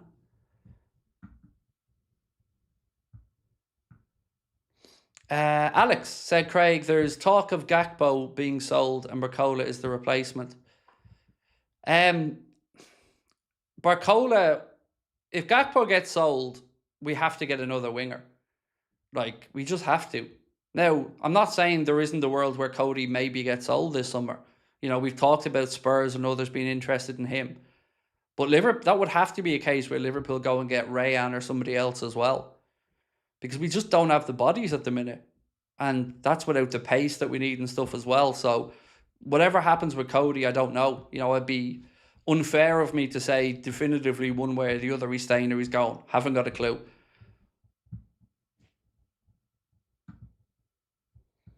Reports Endrick might leave Madrid this season. Yeah, it's already been sorted out though. Heisenberger, 1 second, mate. I'll tell you what's happening with him. Bear with me. I covered this actually in the earlier video, but let me just go back over it. So there's a report today from a Roma outlet that said that there's a loan deal for Roma to take Endrick with a £38 million option to buy. And it looks like, according to this report, that one's going ahead. The Echo done something on it as well. They said another name that have been bandied around when it comes to Liverpool securing a new right back is Real Madrid outlier Endrick. The young Brazilian wowed last season on loan with Lyon, but with Yandy Amonde set to sign for Los Blancos, the 20-year-old could soon leave. However, if the Reds do want to pursue him, they should act fast, as Gazzetta Regional claim Roma are close to agreeing a loan deal with a £38 million option to buy. So that's another one that could be on the hypothetical list that is looking to go elsewhere now. And as I said this all the way through, as we're dicking around, waiting, the backup options are becoming less and less. And again, I can't say this enough, as the window gets closer to its conclusion, the selling club is going to have less time to replace the player and are going to demand an even bigger premium for that. So again, I don't understand how any of this is sensible. We spent too much money last year and can't do transfers until we have a winger and they know what money is left. We didn't spend too much money last year, Sarah. We spent £150 million last year net. We recouped £300 million in sales. And we're still, in the last 5 years, only ranked 6th in the Premier League for net spend, whilst we're the joint highest earners in the Premier League. So any of that stuff, Sarah, about not having the money is garbage. It's just not true, factually or otherwise. It's just rubbish. And again, that's what they want people to believe. We didn't spend 450 million. We spent 150 million net after we recouped money. And I ran through these numbers the other night. I'm happy to go back through them again for you now. Let me find it. So us, the biggest football club in the UK with United, are 6th on the net spend table for the last 5 years, and that's via Transfermarkt. Chelsea top it with a net spend of €900 million in the past 5 years. After that comes Spurs Spurs, who have a new stadium and all, but are still outspending us net without a lot of European football, €795 million net spend. Manchester United, they come in at 713 million net spend. Arsenal, 675 million net spend. Manchester City, 562 million net spend. Then comes Liverpool, 534 million net spend. So we've spent over €340 million less than Chelsea, and we've spent, what, €250 million less than Spurs, and a good 200 million nearly less than United. But see what I mean, Sarah? Like, it's just not true, mate. And we've had record revenues in that time. There's too many people who've been hoodwinked by FSG into thinking this self-sustainable model is the only way, and that debt is a dirty word on a football club. It's just nonsense. It's a way to justify them not spending money and them not having to put any of their own money into a football club. And I'm tired of it, because we can't keep burying our head in the sands and pretending that the transfer window isn't getting more expensive every single year. And every time we put something off, it becomes infinitely more expensive. Case in point, Bradley Barcola. Last year, Liverpool were negotiating a £75 million deal for Barcola, but didn't go ahead with it because we didn't want to block the pathway for Rio. Now here we are a year later, not worrying about blocking the pathway for Rio now for Barcola, and we're in conversations about a deal that could be as much as 65 million more. Now, how is that smart business? How is that making the pennies count? And how is that sensible spending? It isn't. So please stop believing all the shite that FSG put out there to try and make it out like they're doing everything that they can. They're not. They're underutilising the market, and they're not giving the manager what he needs. And we need to call it out, or we'll get left behind. Nobody wants Liverpool to be in a precarious position financially, but we are a long way away from that. And you don't have to take my word for it. Look at Swiss Ramble, look at Mo Chatra, look at anybody who discusses football finance. Ask them, can we spend more money? Because I can tell you categorically, we could spend £250 million more without even getting into concerns about PSO or FFP or any of that stuff. This is a conscious decision from FSG. And so many fans over the years have been hoodwinked into thinking that's the only way to do things. It's not. It's the way that they choose to do it, and it's the way that justifies them being cheap. Is this the new Liverpool, not backing the new manager, winning the league in 2025, and the new precedent to not back the manager? This will be their excuse. We were supposed to have been building a squad to dominate. Remember that conversation after winning the league and we spent the money? That this was part one of building a squad to dominate. Building a squad that would never again see Liverpool have to put out a team of kids in the League Cup or to be thrown away games. How quickly that's forgotten by some fans. All these promises. Here's what will happen. We won't do everything. We'll get promised the sun, moon and the stars in September when the window's closed for next summer. And guess what? We won't do it all again next summer. And they'll justify prices. They'll talk about the amount of players that are leaving the club and they need to be replaced. And it'll just be one excuse after another. And then FSG will sell off some of the club. And eventually somebody else will come in and maybe have a bit more appetite for success.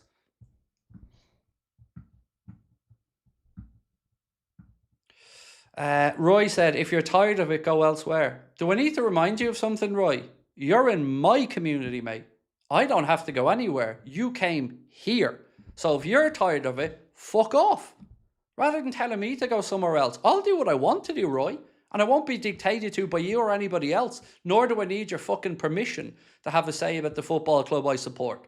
So rather than come into my chat and tell me what to do, why don't you fuck off and go watch somebody who wants to be a happy clapper? There's plenty of the channels out there for you, mate, to go and lick their arse who don't give a shite about actually achieving, but profess to be fans while they're just milking the club's teeth and getting all the freebies, but won't speak up.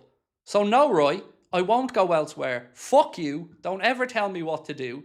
And again, remember where you are. I didn't come knocking on your door, asshole, say, come in here to my chat. You came in and started acting like a prick. We clear? It's really easy this, right? This is my domain, mate. This is mine. Remember that.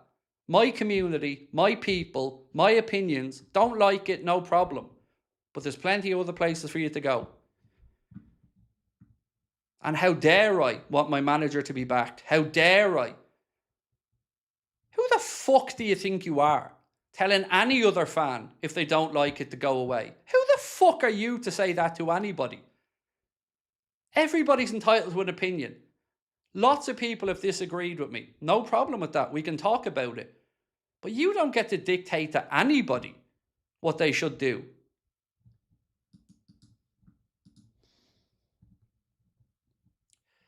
What do you think of FIFA selling the World Cup? I'm really pleased to see that all of UEFA's member states, I think 52, something like that, all of them came together to say, no, we're boycotting the World Cup if this happens. And they're right. They're right. It's an absolute disgrace. Gianni Infantino should be fired. But unfortunately, it's the nations that, I don't want to say he can buy off because that's probably unfair. It's the nations that will need this money a lot more that will get him the votes to keep him around. And I think UEFA have to make a stand because UEFA is the most powerful of all these, confederations outside of FIFA. Of all the regional ones, UEFA holds a lot of the power and the money. Champions League is UEFA. Obviously, European Championships. They're big, big earners. So I'm so glad to see UEFA step up and say, no, this isn't happening. Because who the fuck is Gianni Infantino to think he can sell off the World Cup in bits and pieces? He doesn't own it. FIFA don't own football. These lads come in corporate entities and enrich themselves and then think they dictate what happens with football? Nah, sorry, you don't own it. Fuck off.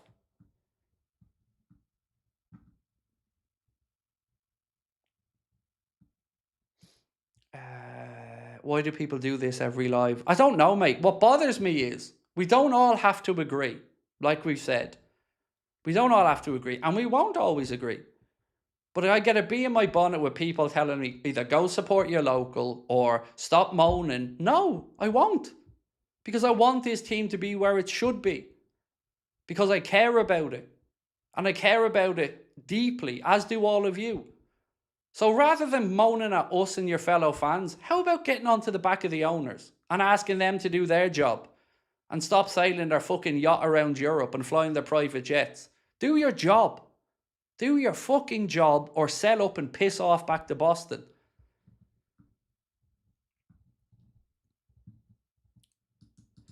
Darth Lewis said, a year ago we had Salah. Rio will play right wing now. Yeah, and we didn't want to block his pathway by getting Barcola in a year ago. But fast forward a year now and all of a sudden we don't have any problems about blocking Rio's pathway and we're trying to agree a deal at almost twice the price for Barcola. Now, you tell me, FSG fans, how that's good business. To spend 50 to 60 million quid more on a player than last year. How is that good business? And also, what happened to not blocking Rio's pathway? Because too many people think that the club don't talk bollocks a lot of the time. You don't have to believe everything the club tell you. You can use your own logic. So how are we not blocking Rio's pathway now by bringing in Barcola, but doing it a year ago would have done? How's that possible? It isn't, because it doesn't make any sense. And they decided to rip up Salah's contract. Let's not forget this. He was contracted to the club for another year. The club decided to rip it up and let him go. And now we're again suffering the consequences of that because they're cheap. Connor said, hey Craig, surely Areola can't be criticised too harshly next season if it goes wrong, considering his voices concerns over signings. Sorry, let me finish your comment, Connor. And we know he would be able to use his style, but it's intense. Hypothetically, I agree, but we all know, dude, that isn't the way football works. And we all know what will happen if the results don't go the way everybody hopes. Unfortunately, the manager's always the one that gets the brunt of it. And that's why I'm being so outspoken. Because like you and many other people, I've been really impressed by Andoni. I'm really excited by him. I feel like he's revitalising a lot of things. And rather than thinking the mindset of what's the least we can do to get him to compete. I want to think what's the best that we can do. How can we support him the most to make sure that the quality coach that we think we've brought in can achieve what he wants to achieve, whilst learning on the job as well. That's what the point I'm trying to make, is that we shouldn't be looking for the bare minimum all the time and overachievement. We should be acting and carrying ourselves like the size of the institution Liverpool Football Club is. And none of us here, none of us wants to see Andoni fail. None of us. We don't want anything other than the man to succeed. And we want him to have the best chance at that. And that is going to need legs. It's going to need more players. And it's going to need squad depth.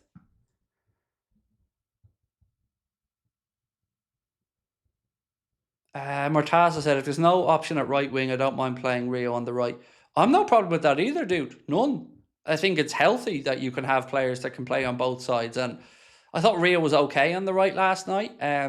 Still think maybe taking a little bit too much out of the ball at times. But, you know, he said himself he's happy to play on both wings. So that's cool. I have no problem with that either. And like your good self, I think if you look at the market, there probably isn't a huge option for amount of right wingers out there that could come in and do the job. So I've no problem, like you, sir, about allowing Rio to go to the right, putting Barcola across on the left or whatever.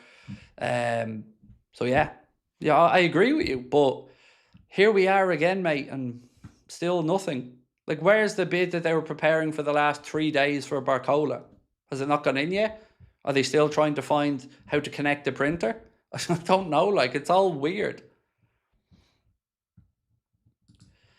Sith said, keep up the good streams. They're a big help. Sometimes I think I'm a problem to you guys and I should just not stream, because I come on and I say what I say and it comes from a place of genuinely wanting the club to do well.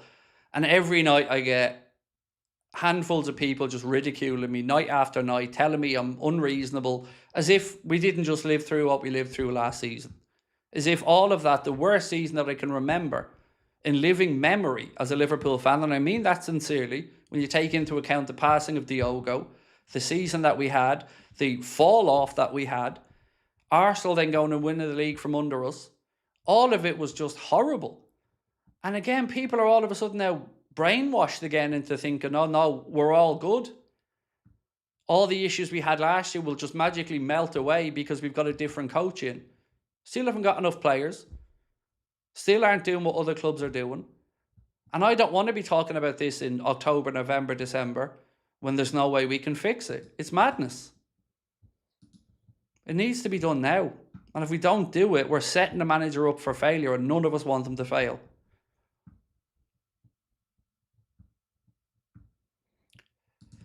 Tiger Valley said, being a Liverpool fan is rough, but the highs are worth it. Of course. And it's those highs that you chase. But again, I just don't understand. Finish the season, all the problems were laid out there for everybody to see, and we haven't resolved them, but yet some people still think it's okay. It's crazy. And United, by the way, are now looking at Baleba as another midfield option. So they brought in Tielemans. They've looking for Baleba. They're out there doing more business. Arsenal looking for Bruno Guimaraes. Spurs bringing in Tonali, Fernandes. I don't know. Chelsea doing what they're doing. It's madness. Are you stressed or concerned about transfers, bro?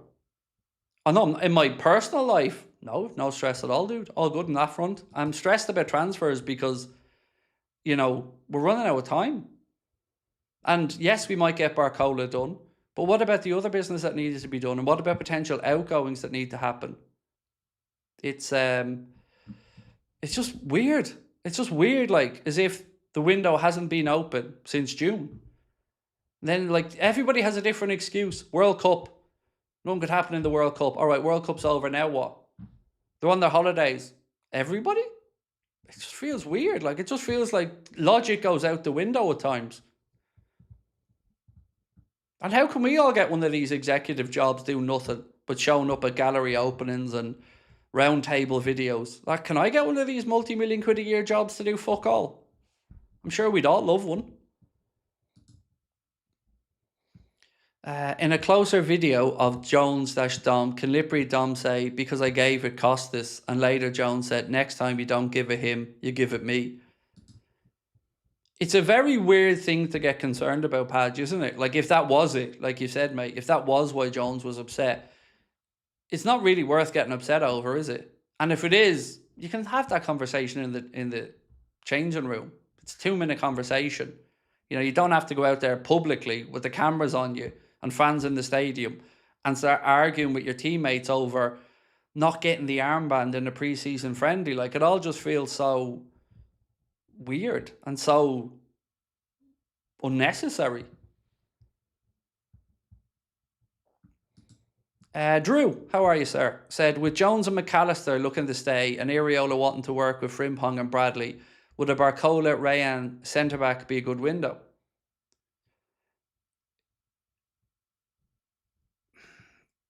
I don't see any real appetite to work with Frimpong at right back from Iriola. He hasn't really talked about him in that regard when he talks about positions.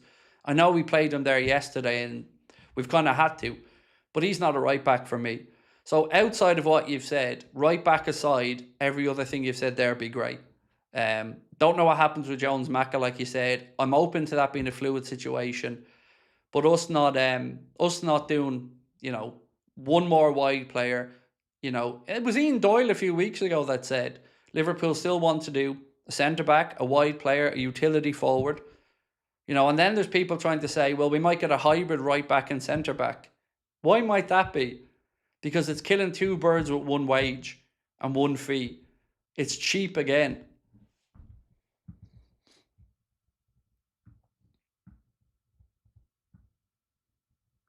Lynn said, if it was the armband, the way Curtis behaved showed he didn't deserve to get it. It's a weird one for me. Like, I don't want to second guess what it was about because I don't know. But I just know it isn't a great look to see the lads, in a meaningless preseason game.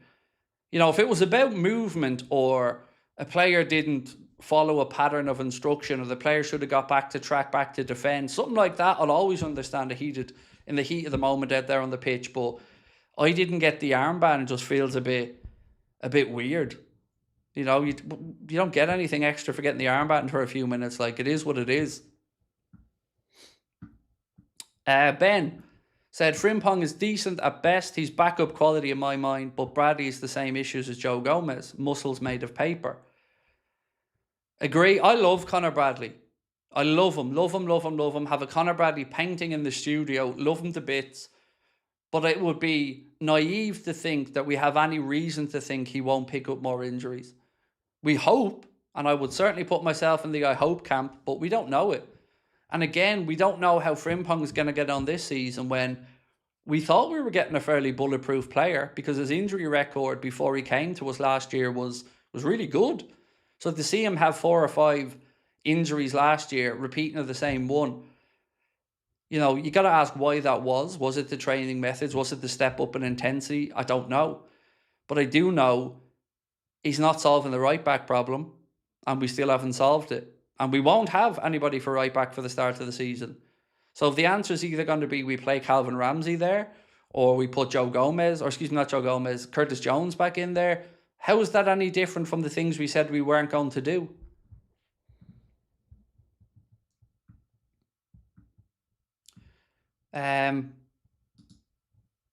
Give me a poll that you guys would like me to throw into the chat. If there's any polls you'd like to suggest, please let me know and I'll do my best to chuck it into the chat.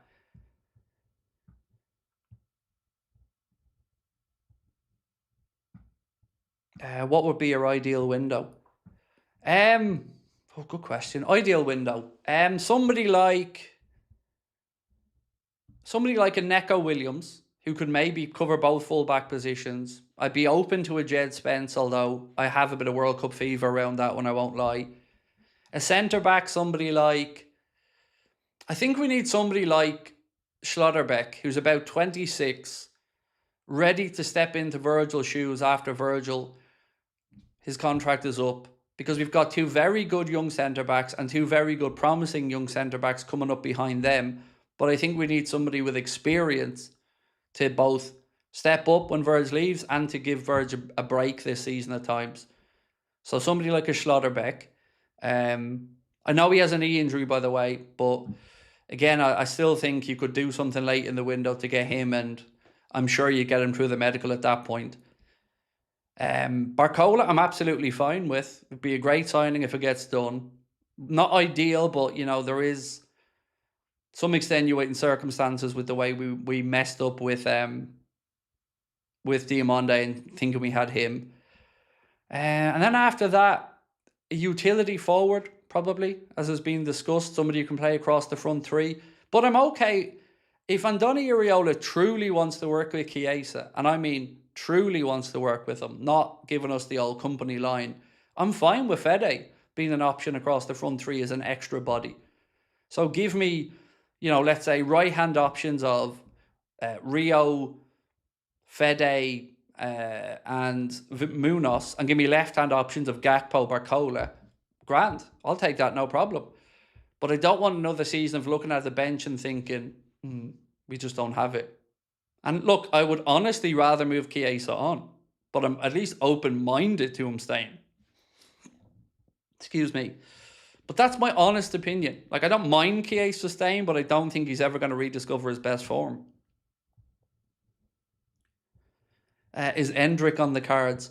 Unfortunately not, Paul. At least if the reports from earlier on are to be believed, it looks like a loan to Roma with a £38 million option is being discussed at the minute. So let's hear a few quotes from our manager, actually. Let's hear about Iraola talking about Isak.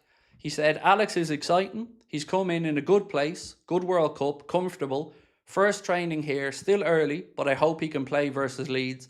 And have a proper pre-season. Not long, but 3-4 weeks of quality training, and I hope he's in a good place because he's going to be massive for us. On Gomez, he said, it's a muscle injury. I always say 1 month, maybe less, but it's impossible to have him for the start of the Premier League season, but not long after that. Now, with Xhaka coming back in, remember, he felt something that they delayed him coming back in. So there's every chance that players like him or like Giovanni Leone coming back from a long-term out, there's every chance that they could pick up secondary muscle injuries. So it's just madness. Andoni Iraola said he wants his wingers to play on both sides as well. He wants them to be able to operate on both sides.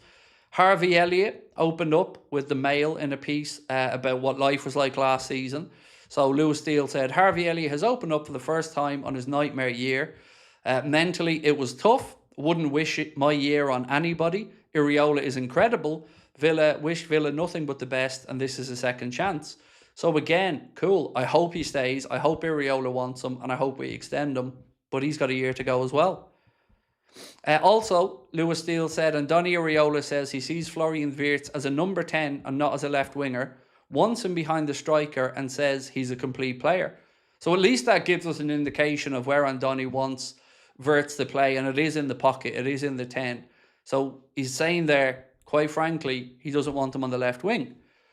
Dominic Soboslai, some quotes from Dom about stepping up. He said, I think now a couple of guys left and we're not the oldest, but we have been here for a long time.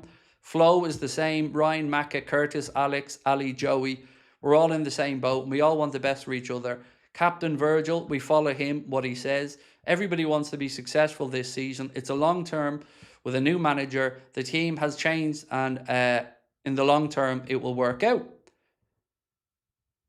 Lewis Steele has said as well that Arne Slot has turned down a lucrative offer to manage in Saudi Arabia. He was being linked with the Al Ali job after Matthias Jassel moved on, but Lewis Steele said he's turned down that opportunity. Also, as we said a little while ago, the breaking news from Plettenberg was that Mamadou Sangar has agreed a deal to move to Brentford, so that's another player off the table. Curtis Jones, there was a report in Gazzetta dello Sport that said after Inter had wrapped up the free agent signing of John Stones, Curtis Jones will once again become their priority.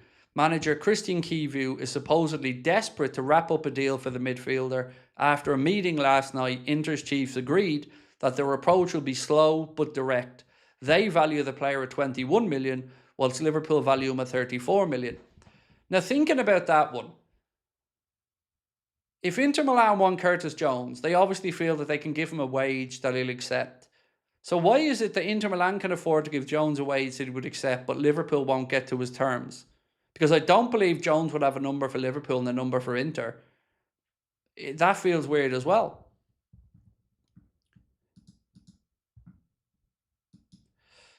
Someone was asking about Anduqua and why we have to send him on loan. He doesn't have the points for the work permit. He came up a little bit short of those points, so he has to go out on loan for a season to get some more minutes. And obviously, I don't know how the point system works, but that's the gist of it, really. Romano said this as well earlier on. Manchester City sent a new official bid to Lille for Ayoub Bouadi, deal close. Negotiations are progressing with Manchester City pushing on club and player side as contract talks are set to advance. So, Man City brought in Elliot Anderson. At this moment, they still have Rodri. They're out there looking for Bouadi. And as I said, and we're standing still. Everybody around us that was already ahead of us last year isn't standing still. They're pushing themselves further and further away from us by building out their squads. And we're here arguing with each other over FSG not doing enough. And trying to convince each other that youngsters that shouldn't be ready to be difference makers might have to be difference makers. Not as an added bonus, but they might have to be. I find all of this upsetting.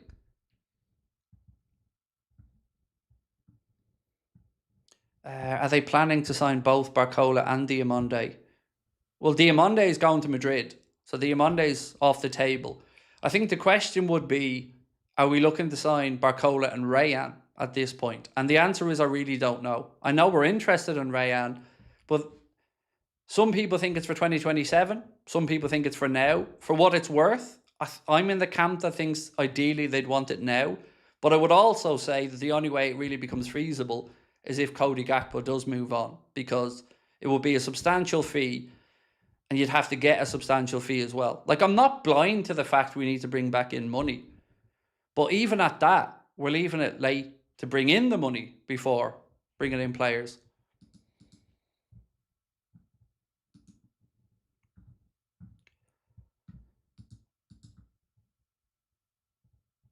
Cal said, my opinion on Curtis, he's given everything. Defended fans versus Everton, yet snubbed by Slot and seen Trent Alexander-Arnold betray us, so we love that he wants the armband. I just love to know why the club can't get to a number with Curtis that makes it work for everybody. That I find weird. Like, I don't think Curtis Jones will be wanting 250 grand a week.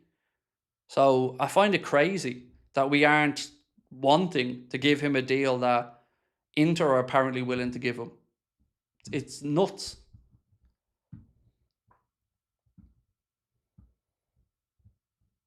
Liverpool have let go of players for €375 million for free.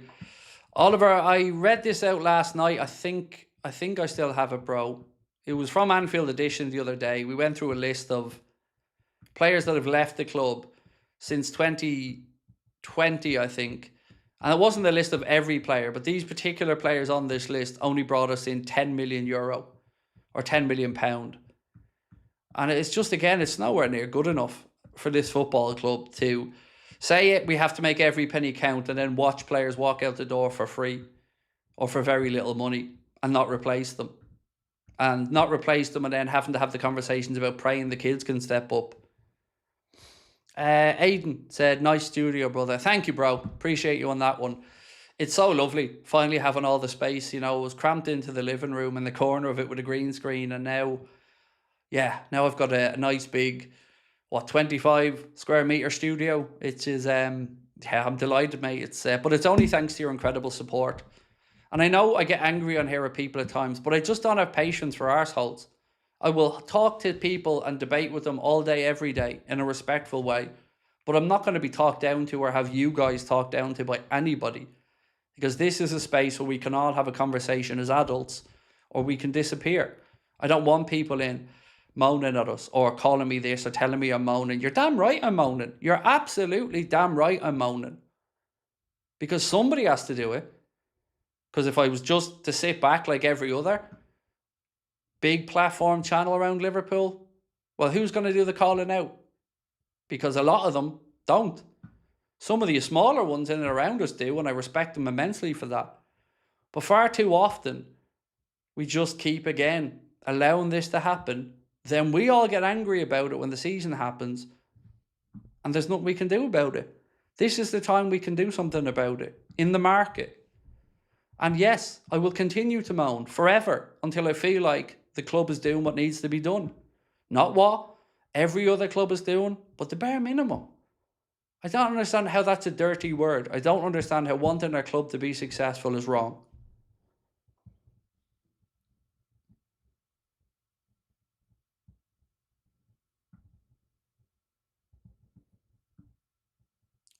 Curtis said Hughes and Edwards too busy buying each other off. So frustrating watching other clubs do their business and snap up potential targets need sorted. So one thing I keep saying is there was lots written to say we love release clauses because release clauses take out the negotiation. So what's happening with that then?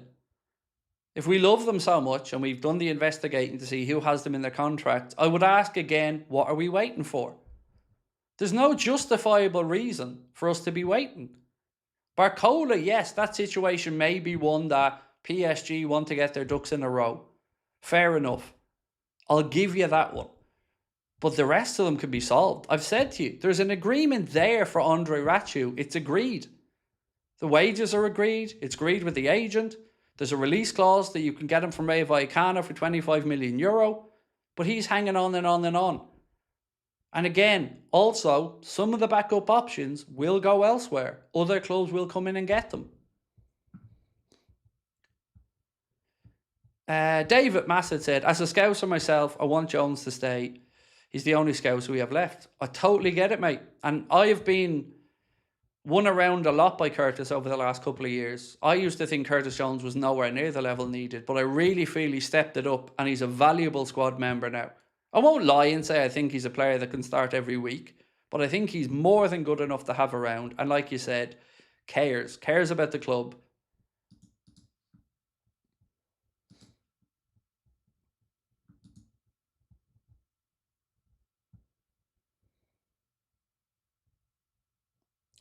Ungan Drew, no mate, I won't stop moaning. I will continue to moan until I'm happy. And I'm never changing. I've been doing this 8 years. I haven't changed in the 8 years I've been doing it, and I'm not going to change again. I gave them the benefit of the doubt last year. You didn't hear me moaning about money last summer. But even at that, we still messed up the centre-back position and got so lucky that Virgil was so robust. So I'm never going to apologise for being emotionally invested in this football club. Because as I've said, this football club and its fans have got me through some of the darkest times of my life that I never want to live through again. And now we have a chance to be successful, to compete. And it's not because we can't get the players. All of this is because the owners are cheap. And I'll never understand how people are so hoodwinked by them that they buy that nonsense. So again, I'm going to say, if you don't want to hear somebody moaning, no problem. There's plenty of other channels for you to watch. But I'm going to call it as I see it. I'll never apologise for it. I call it as I see it. I've promised my honest word from day one, and that's what I give you. If it's good, we'll talk about the good stuff. If it's bad, we'll talk about the bad stuff. And heaven forbid, when tragedy happens, we'll be here to help each other out with that as well. But no, I'm never, ever, ever, ever, ever going to apologise for wanting this team to be all that it can be. Avi said 2 injuries away from Gravenberch at centre-back. Exactly. Are having the conversations about Endo being a centre-back again. Like, it's all mad. Spend 500 million plus can't be cheap. But they didn't spend 500 million. I keep telling you, 1, it's 450. And 2, they bought back in 300 million quid. So they spent 150 million quid. So in the big window that you're praising them for, we still got outspent by Arsenal. So again, the net spend table doesn't lie. I read it out to you. That's the last 5 years and we're 6th.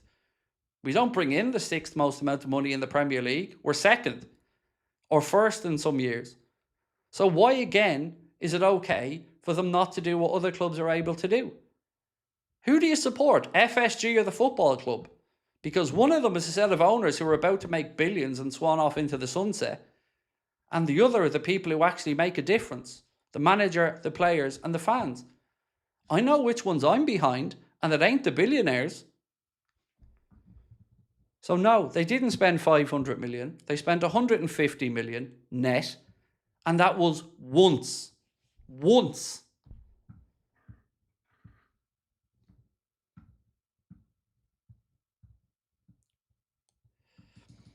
Gomez is made of glass. It's actually insane.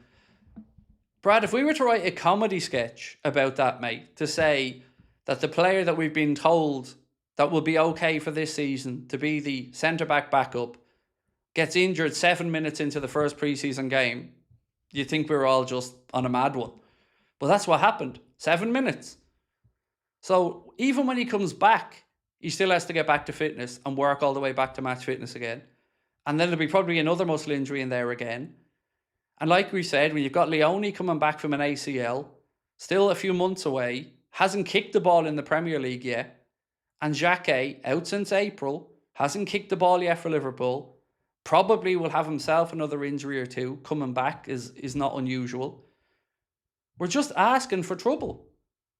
And we can't solve the problems when the issues come up. We can solve the problems proactively now.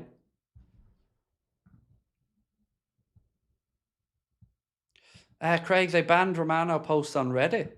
Wow. Reddit soccer. I didn't know that, to be honest. I don't use Reddit, but interesting one. That meme guy said, Craig, just imagine you're Iriola and you're up against Haaland and you have to play young centre-backs against a physical Haaland. It's shockingly poor and cheap. I know, mate. It's nuts.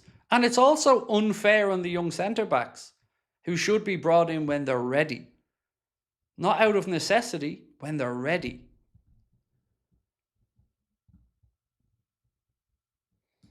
Elk said, scared money don't make money. Get the players in.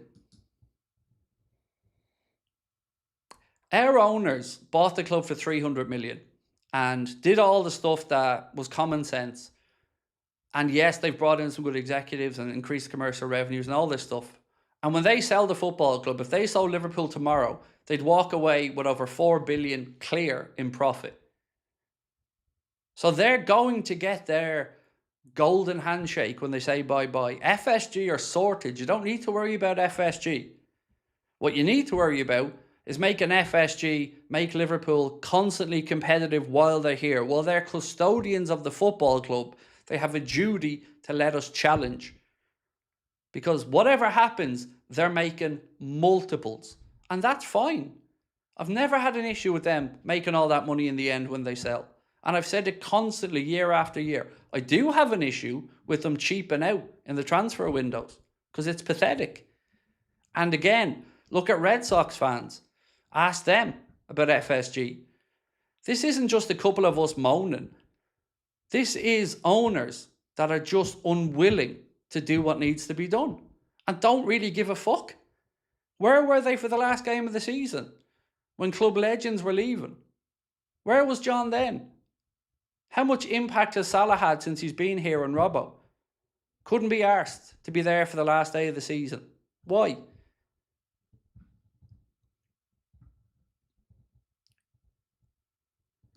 Matt said, seen something about us being in talks with Tomori from Milan.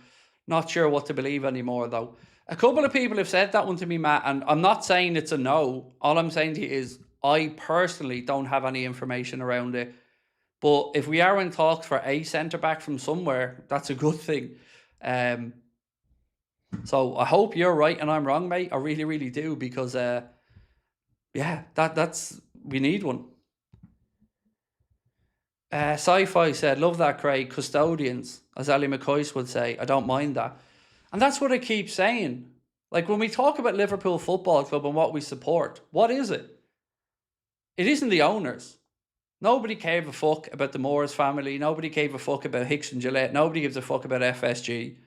We support the players, the coaches, our fellow fans, the staff at the club. That's the lifeblood of the club. Because we'll all be here when owners have come and gone. Our love of the club is genuine, and it is a love. It isn't a business interest. It's a love of the club for pure reasons. Love, camaraderie, passion. It's not vested financial interest or making a buck off it. It's we love it. So what is the club? It ain't the owners. So that's it. For me, you're custodians. You have a duty to make sure that everything is as good as it can be. And I don't buy the line that they're doing everything that they can because they just don't want to put money into the club.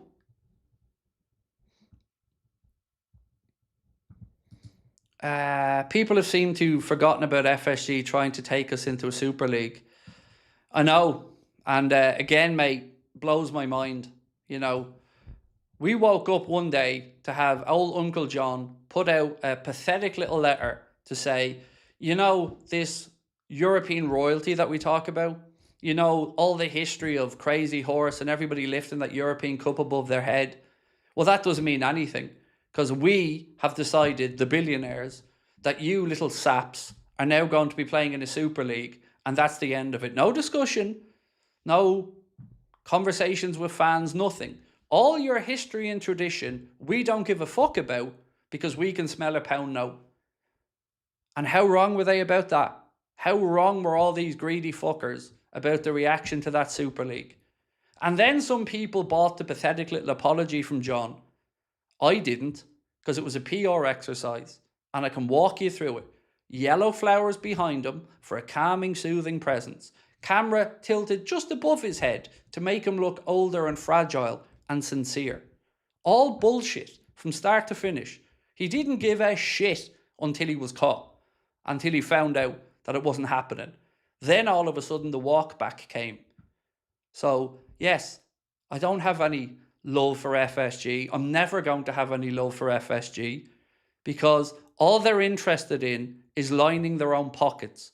And they were willing to sell our history, our tradition, and the way that we consume football for a closed shop that lined their pockets. Scumbag stuff. Honestly, it's disgusting. So yes, you're right, mate. Super League's another important factor in all of this. But there's not much we can really do about that, right? That's been and gone. It is what it is. But does it look like they've really learned their lesson? And they really are sorry? And they're really... Remember, it wasn't you and I that said we want to under-promise and over-deliver. Under-promise and over-deliver. That was their words.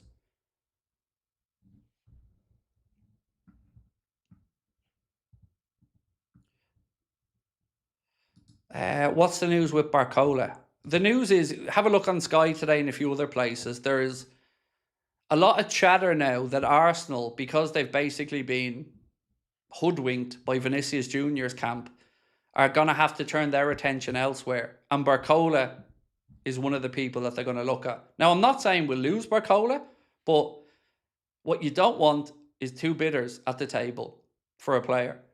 So, I don't know. Like I said, every day we delay. It's not going to make it any better. So, Curtis Jones just liked Inter's announcement of John Stones on Instagram. Again, you can look at that however you want. I'm not trying to say one way or the other, but he did. His unveiling video, and Jones liked it. Could liked it because, you know, it's another English fella signing for a club. Could just be a friend thing, or it could be a, I'll see you there soon.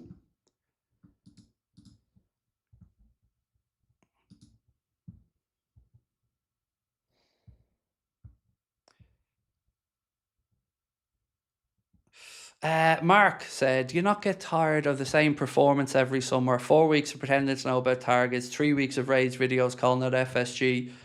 No, I love it. I do it, Mark, just to wind you up, really.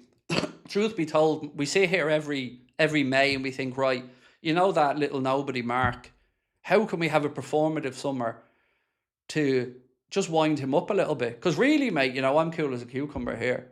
So you know what I mean? This is all just to wind you up, dude. And I tell you what, I wish it was a fucking performance. I really do, Mark. I wish it was. I wish when I got off here I wasn't still as pissed off as before I am now, or before I came on. I wish when I went to bed at night I wasn't as pissed off as I am now. So were you telling me you enjoyed last summer and last season, how that all went? That was good for you, was it? It was the worst season of my adult life, mate. So again, I'm going to say to you, why are you so concerned about how I feel? Like, this is my chat and you're in it. So I'll say whatever I want. Nobody asked you to come in here. Like I said, you fuckers are weird. You come in professing to hate me, but you're there every day I turn around. Every day. So if one of us is a bit weird in this conversation, Mark, I would argue it ain't me. It's you. I don't go through TV, turn on Channel 4, see a show I don't like, pick up the phone and start shouting at Channel 4. You know what I do, Mark? I change the fucking channel. And that's what you should do. Rather than getting your knickers in a twist and coming in here and trying to say, I'm a performance artist and blah, blah, blah, every year, blah, blah, blah. Why does it bother you so much? The fact I live rent-free in your empty little head will make me piss myself laughing tonight. Because each one of you fucking morons that profess to hate me, all you're doing is lying in my pockets. Do you not see that? If you hate me, the best thing to do is ignore me and pretend I don't exist. But by commenting, watching, bad-mouthing me everywhere else, you're doing my work for me. You're giving me reach that I couldn't buy. Are you too dumb to realise that, Mark? And all the other trolls that profess to hate me. You're doing my job for me. You're making it easier. So the best thing you can do if you don't like me is to not watch. Don't comment. Ignore me. Pretend I don't exist. And then you won't be helping me out, as you so rightly said. But you are, mate. So for that, thank you. And I enjoy every minute of dealing with people like you, bro. Because you'll be the first one to ask for a picture when you see me. You'll be the first one to come up and ask me for news. And again, I hope it's worth it. I hope you enjoy it, bro. Because I get it. You'll never be me. That's okay. That's okay. I put myself out there. I put my name forward. I had a go.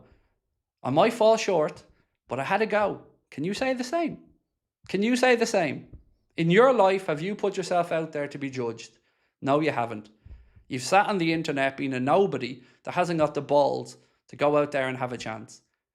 So if it's so easy, you start your YouTube channel.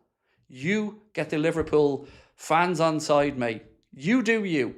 And I promise you, I won't be in your comments moaning at you because I'll have better things to be doing with my time. Weird.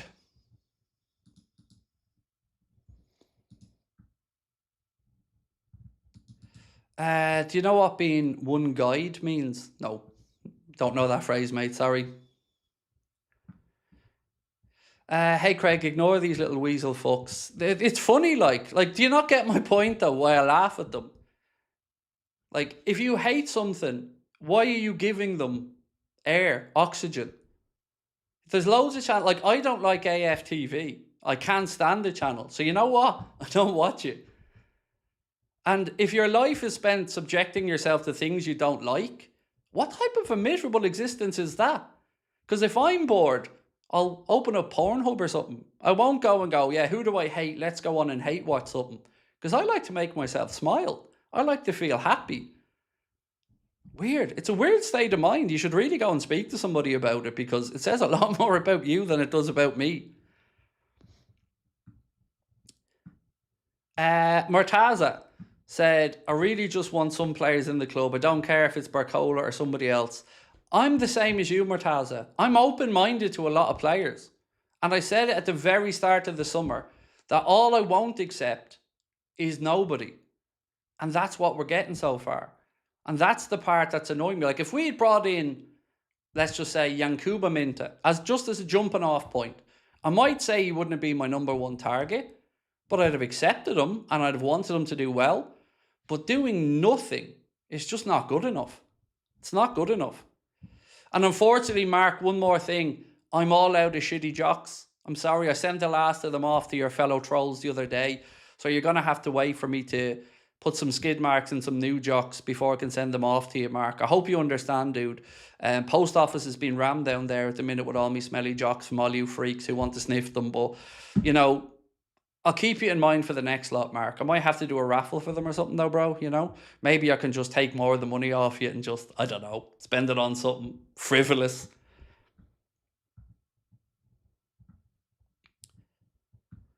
David said, more money for you, Craig. Oh, well, thank you, David. That's very kind of you, mate. It's very kind of you, sir. Loving your channel, bro. Thank you, Colin. Appreciate you as always, sir. 32 months as well. So, Colin, when I see you in your picture, and I've only ever seen it from a distance, you always remind me of Sam Smith when I see you with the beard and stuff in the picture, mate. And take it as a compliment because I mean it that way. Luke said they don't realise you get angry because you care. You're being true to yourself, so heads up. Look, there's a couple of reasons. One, they're just on a wind-up and they just want to get me to rage at them because, I don't know, they get some sexual gratification from that. Two, they might not like me, and that's fine. But none of it explains why they're here. So yeah, look, I care, I know I care, and I also know that I'm pretty good at what I do, or I wouldn't be here. So I don't need his justification to exist. And if I was so bad, we wouldn't be the most watched Liverpool channel on the planet. But, you know, we are, and whoopsies, must be doing something right. But again, if it's all the performance that I don't care, then why do I do all the off-camera stuff that I do? Food banks, sponsoring athletes, sponsoring football clubs, giving back to my community, flying people over to shows, refunding people match tickets, refunding people their travel, looking out for people in our community. Because, and you might not want to hear this, this isn't a job for me. It is part of it, but I genuinely love this community. This community saved my life. This community made me a better man, and I will never stop fighting for it, and I never stop speaking up for its best interests and what I think needs to be said. You don't have to agree with me, but you will have to respect me, or you won't be here. It's really simple. I love you all dearly, and these assholes can go and do one.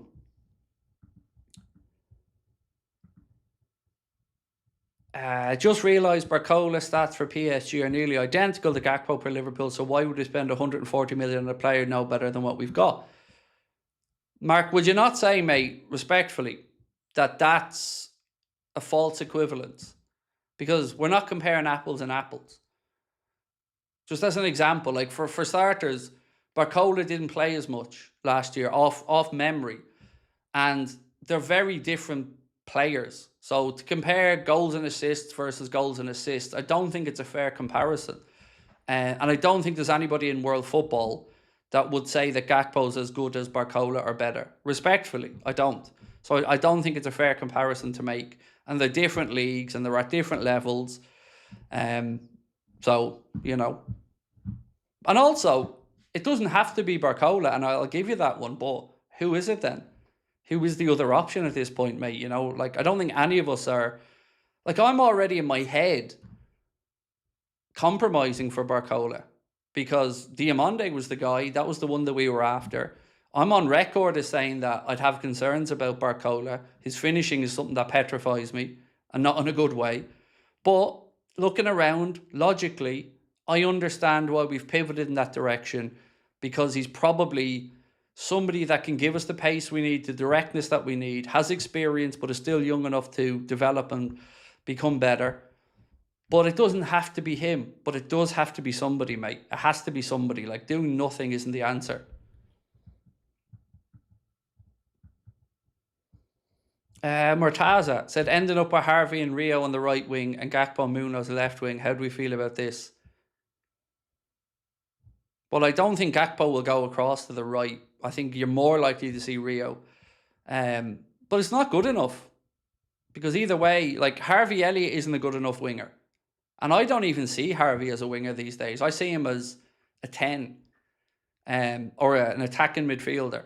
He doesn't have the pace to be a wide player. So, you know, I don't even think of him as a wide player anymore. And also, I don't know what happens with Harvey. Like, I don't know if he gets sold later on in the summer or if he stays. I know I want him to stay because I like Harvey Elliott. I love that he's a red. And I think he could do a job for us. And I think we could have absolutely done with him last season at times. But I just don't think he'd be the answer on the wing.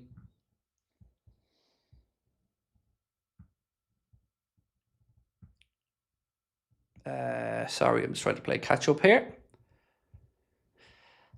And by the way, on this one again, Luke, thank you for at least saying that, mate, because I do only get angry because I care. Because there's only a couple of things in this world that make me angry to the point of ranting. It's my family, mental health, football, and sometimes boxing. That's it.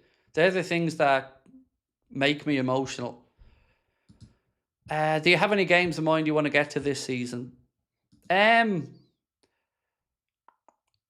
Usually when I got to night games, so probably a Champions League one or a cup tie after Christmas.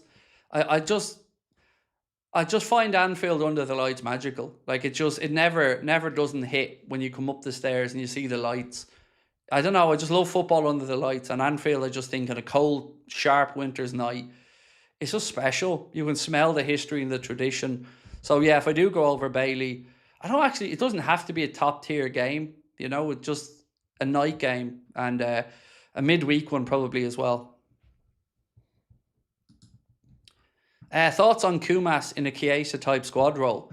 I really like Lewis Kumas, and you know, a couple of things about him I like. One, I think he will suit what Andoni wants to do. He is a hard worker, and he knows where the goal is. I think we've done enough of the loaning him out thing to know definitively now if he's ready to make a step up or not. So yeah, keep him around by all accounts and give him some more chances because he looks like a good, promising young footballer. Doesn't feel like his expectations are unreasonable or anything, and he hasn't really put a foot wrong. So yeah, I'm all for giving Kumas a proper go.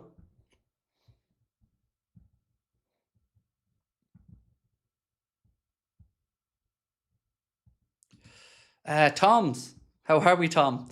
Said, hey Craig, just wanted to share. I hate Brussels sprouts. I'm going to eat an entire bag of them. Also, how come Elmo is next to you? So firstly, we'll go with the Brussels sprouts. I've never tasted a Brussels sprout. I can't even bring myself to taste one, Tom. So, I would imagine that they're as bad as they look. But best of luck to you eating the bag of them anyway. And with regards to the Elmo thing, it's a family thing. So my wife's a big Elmo fan, and then I'm sorry for people who've already heard this story, but the gentleman super chat, and I want to answer him. So I have an autistic son, mate, and when my son was first diagnosed with autism, we went over to Florida on a family holiday, and we went to Busch Gardens because I love that theme park. And in Busch Gardens, there's a Sesame Street land part. So my wife immediately made a beeline for that because she knew there'd be some Elmo stuff in there, and she bought herself an Elmo onesie and a few other bits and pieces. So anyway, we're in there, we're in Sesame Street land, and my wife sees the Elmo character, in the costume walking around, and then there's a photo session. So everyone's queuing up for photos, and my wife and my son queue up. Now, my son doesn't really have much interest in it at this point, but my wife's justifying bringing my son because she loves Elmo. So they go up to have the photo taken, and it's their turn, and it's really noisy in a theme park, as you can imagine. So my son starts freaking out a little bit because he gets sensory issues around noise. So he starts freaking out a little bit and putting his hands over his ears. And then Elmo did the very same thing and put my son at ease. And there's the picture that I've said before. There's the picture of them at the theme park where my son was freaking out with his hands over his ears. And God bless whoever was in that Elmo costume. They calmed them down and they made him feel normal in that moment. And as a father, I cried, and it made me love Elmo even more. So now Elmo's always been a part of things, whether it's in the background of our green screen. And when we moved into the studio, I said to my wife, I'm getting a Tickle Me Elmo, and I put him in the studio because, and look, here's my wife, by the way. And just in case you think I'm messing, there's my wife in her Elmo onesie that was bought on that trip. In there, as I said, she's a big Elmo fan. So yeah, Elmo's just, I don't know. I just fucking love Elmo after that. And I know that it was just some employee in a costume, but their grace and kindness in that moment meant so much to me as a parent and made our day a little bit easier from that bit of kindness. So that's why, and that's why little man's here beside us.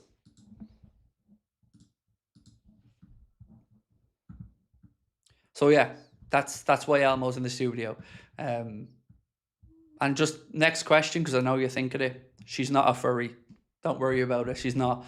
But she just loves. She's got an Elmo hot water bottle cover that she's had since before I start going out with her, and we're with each other since we were 19. So we're together now this year. 27 years, and that Elmo hot water bottle's still around. The cover, I mean.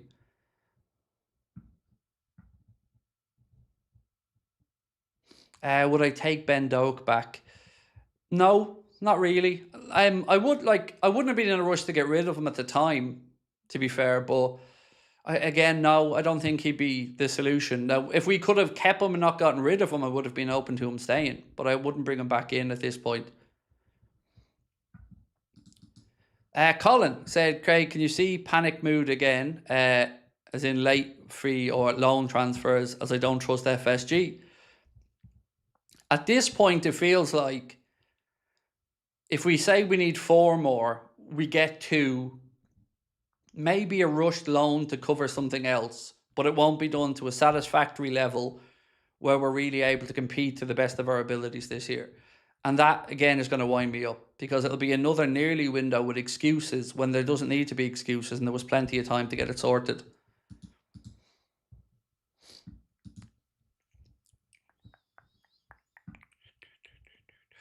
Do you know why Jones was annoyed after the game? I don't. You know, I'd be a liar if I told you I knew the reason. I'm not sure what it was, but I still would have rather seen it happen in the dressing room rather than out there on the pitch. You know, if he had something to say, if he was displeased about something, take it away from the public glare and talk about it in the privacy of the dressing room. Right, ladies and gents, we've gone over the 2-hour mark for tonight's stream, which is why I said at the start I wasn't going to put the clock on, because I thought it might be a longer one. So any final bits or anything, any final questions before we finish up for the night, or any stories or anything like that you'd like me to go through, or anything at all? Colin, where's this one from Tom? Do you see Munoz playing on the left or on the right? I think both.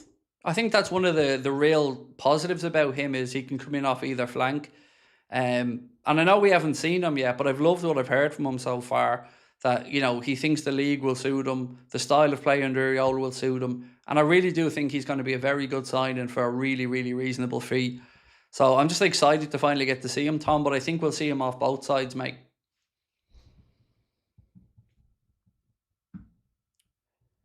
Paul said, can't see why we don't go in for Konza, from Villa, English and cheap. Yeah, I mean, it's certainly a decent show.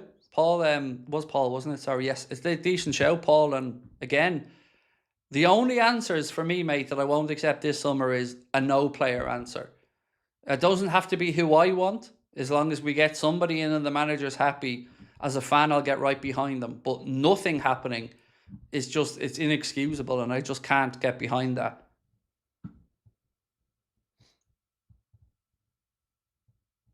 Why is the market so bad? It is really expensive. There's no denying that one, Yashin, mate. It is a very expensive market, but, you know, if we're being adult and honest about it, we've been part of the inflation of the market. We can't just throw around other clubs anymore and say we're not part of it. We paid 116 up to that for Wirtz. We paid 125. For Isak, we paid 70 something as well for Ekatike. So, you know, we've contributed to the midfield, or the market being inflated. So that's why I said we can't just shrug our shoulders and say, oops. Because look at the doubling of price nearly from Barcola last summer to this summer. 75 million conversation last year to them wanting £145 million conversation this year. And that's in 1 year. So I don't think the fees are going to get lower, and that's why I don't think putting things off is going to benefit us. The only ones it benefits would be Hughes, who's disappearing, because it won't be his problem. Jared said, no, but thank you for the pod. It kept me going through work. Oh, mate, it's a pleasure. Look, I know I can be cranky at times, but it's never at the people who are in here to be sincere. I respect each and every one of you, and the time that you give the channel, and the time that you give each other. So if I ever am salty with people, it isn't the genuine people. It's the arseholes. And do you know what? Sometimes I just want to get it off my chest as well. So sometimes if I do see an arsehole in the chat, I'd rather give out to them than somebody I regret giving out to or having a pop at. So yeah, look, appreciate you all. Tomorrow, Connor be here in the morning with his news update. I'll be here the usual 4:30ish. We'll have a late night agenda tomorrow night as well. And don't forget, the next preseason game is going to be on Sunday. We're taking on Leeds United in Chicago at Soldier Field. That's a 9 p.m. kickoff. And fingers crossed, we finally get some transfer activity to discuss properly. So again, thank you all for your time. If you can hit that like button for me before you head off, would make a huge difference. Thank you. I hope you've enjoyed the stream. I know it's been a little bit hot under the collar at times, but what's this one last thing? Iriola on the new signing winger has to specialise playing on both sides. He said, yes, I think great skill to have because at the end, you become less predictable. I know both of them prefer the side, but maybe you're going to play there 70% of the games. Maybe we need you somewhere in the other side for some games because we want to exploit one concrete matchup or because we think it'd be a weakness in the other side. Something that tactically we can see if you have a chance to play both sides. I think it becomes even better for you and you have more minutes and also better for us because we can compete better.